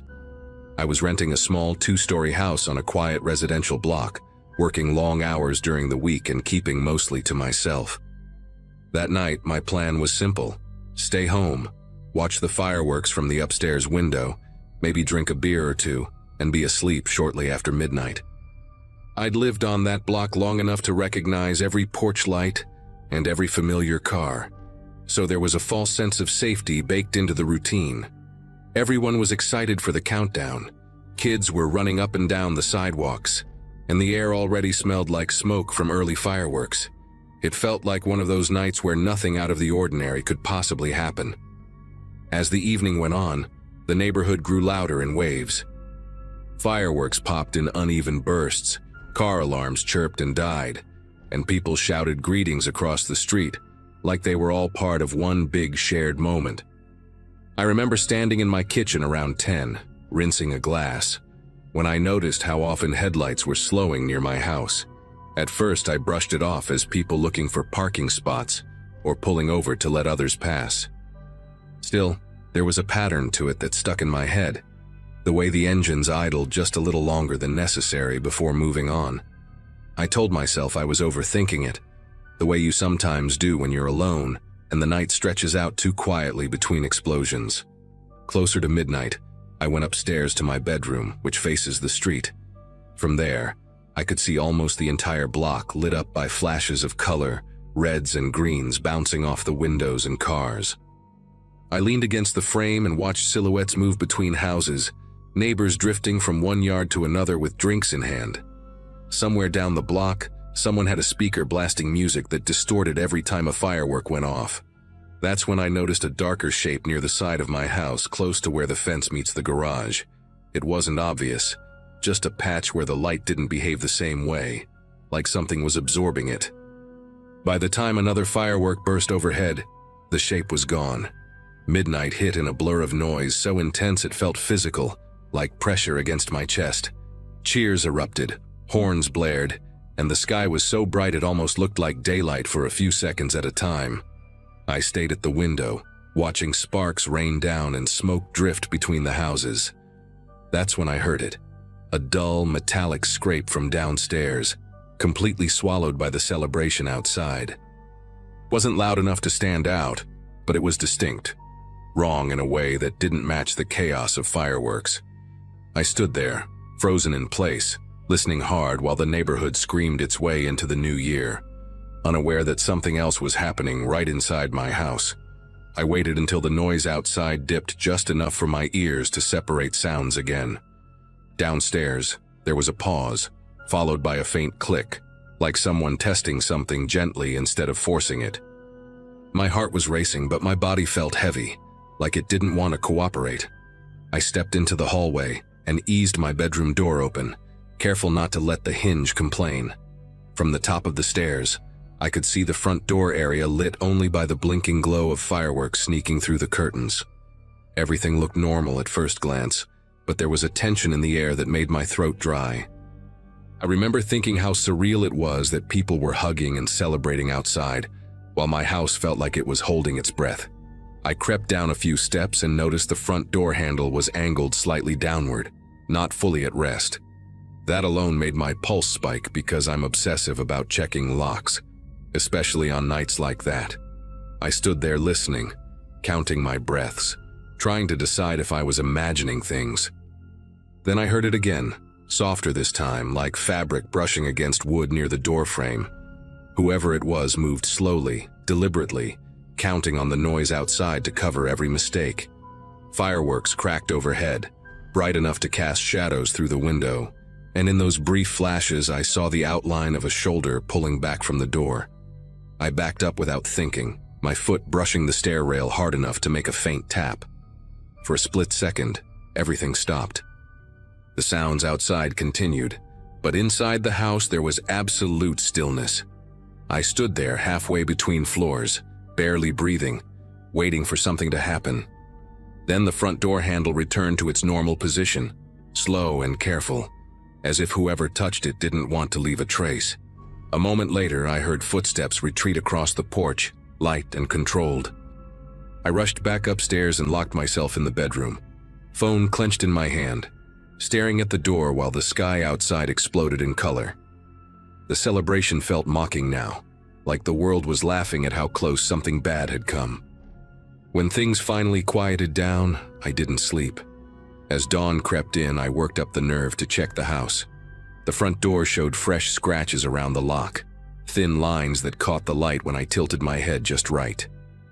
Outside, the fence gate was unlatched, and muddy shoe prints led from my yard toward the next house, then vanished on the sidewalk. A few hours later, neighbors started talking. 3 homes on the same block had signs of attempted entry, all during the loudest moments of the night. Someone had moved methodically from house to house, using fireworks and cheers as camouflage. I changed my locks that week and installed cameras. But the part that stays with me is how easy it was for someone to blend danger into celebration, knowing exactly when no one would be paying attention. Later that morning, once the street looked normal again, I walked the block with a couple of neighbors I trusted. We compared notes quietly, pointing out scuffed paint, bent screens, and the same kind of shallow marks near door locks. One house had a side window where the latch had been tested and left just slightly crooked. Another had a garage door that hadn't been forced, only nudged enough to see if it would give. The pattern was unsettling because it showed patience and planning, not desperation. Whoever did it wasn't in a hurry. They were confident the noise and lights would protect them. Standing there in daylight made the whole thing feel even more invasive, like our routines had been studied.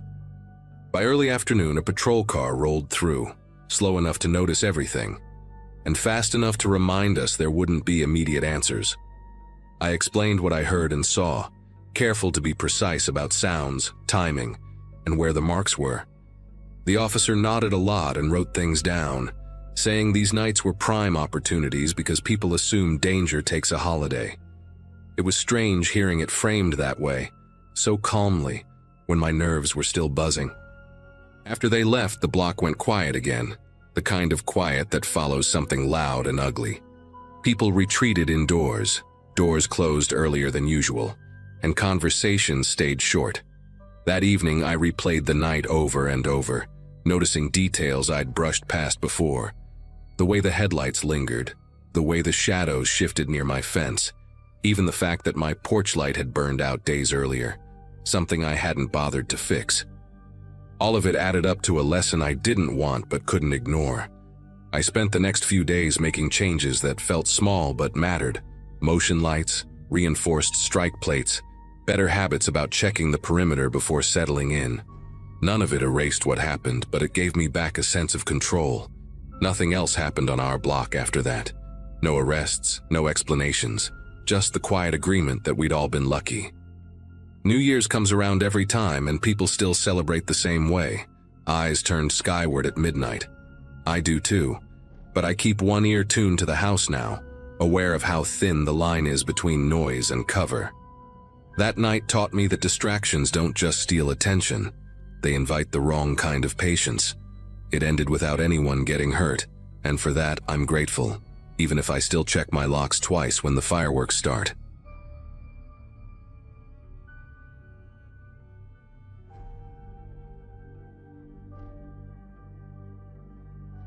That night unfolded during a New Year's public celebration downtown, the kind with temporary stages, food trucks, and countdown screens tied to streetlights.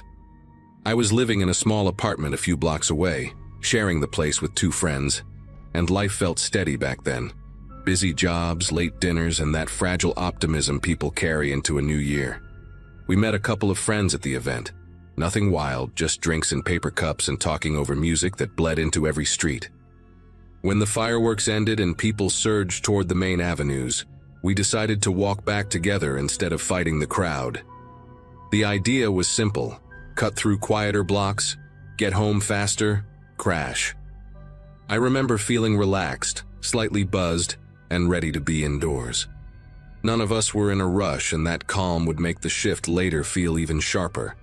The moment we turned onto the first side street, the city changed its tone. The music dulled into a distant thump, and the laughter became scattered, like it had holes in it. Our group stayed tight, shoes scraping against pavement littered with confetti and crushed cups. Streetlights were spaced farther apart here, each one creating a pool of yellow that felt isolated rather than comforting. Someone joked about how quiet it suddenly was, and another laughed too loudly in response. That was when I noticed movement behind us, reflected faintly in a dark storefront window. Shapes, not clear enough to count yet, moving at a pace that matched ours. I didn't say anything at first, convincing myself it was just other people heading home the same way. As we walked, the awareness wouldn't leave. I glanced back more directly this time and caught several figures trailing us, spaced out, careful not to bunch together. They didn't shout, didn't close the distance, didn't even look hurried. Their presence was defined by restraint, which somehow made it worse. When we crossed an intersection and took a sharper turn than necessary, I listened for footsteps changing rhythm behind us. They did. The sound echoed a beat later, delayed but intentional. One of my friends whispered my name, asking if I saw them too, and that confirmation snapped the last thread of denial. We weren't imagining it, and we weren't alone anymore in the way we wanted to be. We picked up our pace, not running, just enough to test the situation.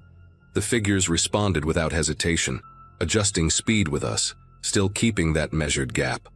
Light from the next block looked thinner, and the buildings grew taller, squeezing the street into a narrow corridor. When we veered toward what should have led back to a busier road, the figures spread slightly, forcing us to stay straight instead. That was the instant the pattern clicked into place. This wasn't random overlap or coincidence. It was guidance without words. The realization pressed down on my chest as we were nudged farther from noise, from open doors, from anywhere help might casually exist. Every step after that carried the weight of knowing we were being steered. The silence between us thickened as we moved, broken only by the uneven rhythm of our breathing and the soft scuff of shoes behind us. No one suggested calling for help out loud, and I think we all knew why. Shouting would have meant stopping, turning, exposing ourselves. Phones were out, screens dimmed instinctively, as if light itself could betray us. I remember the smell of damp concrete and old trash, sharper than it should have been, like my senses were overcorrecting. The figures stayed just far enough back to avoid being caught in direct light, faces swallowed by shadow, outlines dissolving whenever we tried to focus on details. That distance felt calculated, like a leash held loose on purpose. We reached a stretch where the streetlights thinned even more, one of them flickering like it was deciding whether to stay on. Someone muttered that this wasn't right, that we should cut through a courtyard ahead to reach a more open block. As soon as we slowed to change direction, the figures shifted again, spreading wider, occupying the edges of the street without ever fully blocking it. The message landed without words. Keep moving forward. My mouth went dry, and every plan I tried to form collapsed before it could take shape. They didn't rush us, didn't threaten us, didn't need to. Control didn't come from speed or force. It came from certainty. At one point I tried something small, almost pathetic in hindsight. I dropped my keys, letting them clatter loudly against the pavement, and bent to pick them up slower than necessary. The idea was to see if they'd close in. They didn't. Instead, they stopped too, freezing the space behind us into a silent standstill. That pause was worse than movement. It felt like an acknowledgement, like they knew exactly why I did it and wanted me to know they were paying attention. When I straightened and started walking again, they followed, footsteps resuming in perfect sync, as if the street itself had learned how to breathe behind us. We were nearing a stretch of buildings with no windows at street level, long blank walls that reflected sound in strange ways. My heart hammered so hard it felt visible, like it might show through my jacket. One of my friends whispered that we needed people, light, anything, and pointed toward a narrow passage that cut between two buildings. It wasn't ideal, but it was unpredictable. We turned into it suddenly, all of us at once, shoes slipping slightly on damp ground. For a split second, the footsteps behind us stopped. That moment of absence carried its own terror, heavier than pursuit, because it meant they were deciding what to do next. The passage was tighter than it looked from the street, boxed in by brick walls that trapped every sound we made. Our footsteps bounced back at us, distorted, making it hard to tell what was real and what was echo. About halfway through, we realized the silence behind us hadn't lasted. Footsteps returned, closer now, no longer bothering with distance. The figures had committed to the turn, their pace quicker, more confident, like the decision had already been made before we even acted. Panic shifted into something colder and sharper, the kind that forces your mind to work faster even while your body wants to shut down. I could hear someone in our group quietly crying, trying to keep it contained, which somehow made everything feel more exposed. The passage opened into a small service road with a single working light buzzing overhead. In that harsh glow, I finally caught clearer glimpses of them. There were at least 4, maybe 5, dressed in layers that didn't stand out individually, but blended together into a uniform of dark fabric and stillness. No one said a word. Their faces stayed angled just enough to avoid being fully seen, but their attention was unmistakably fixed on us. One of them raised a hand, not pointing, not waving, just lifting it slightly, and the others adjusted their positions without looking at each other. That small gesture told me everything I needed to know about how coordinated this was. Adrenaline pushed us to move again, this time faster, nearly breaking into a run. The road sloped upward toward a block where I knew there were residential buildings, balconies, maybe even someone awake. The figures followed, but now the gap was smaller, the intention less hidden. I could hear the scrape of their shoes clearly, each step deliberate.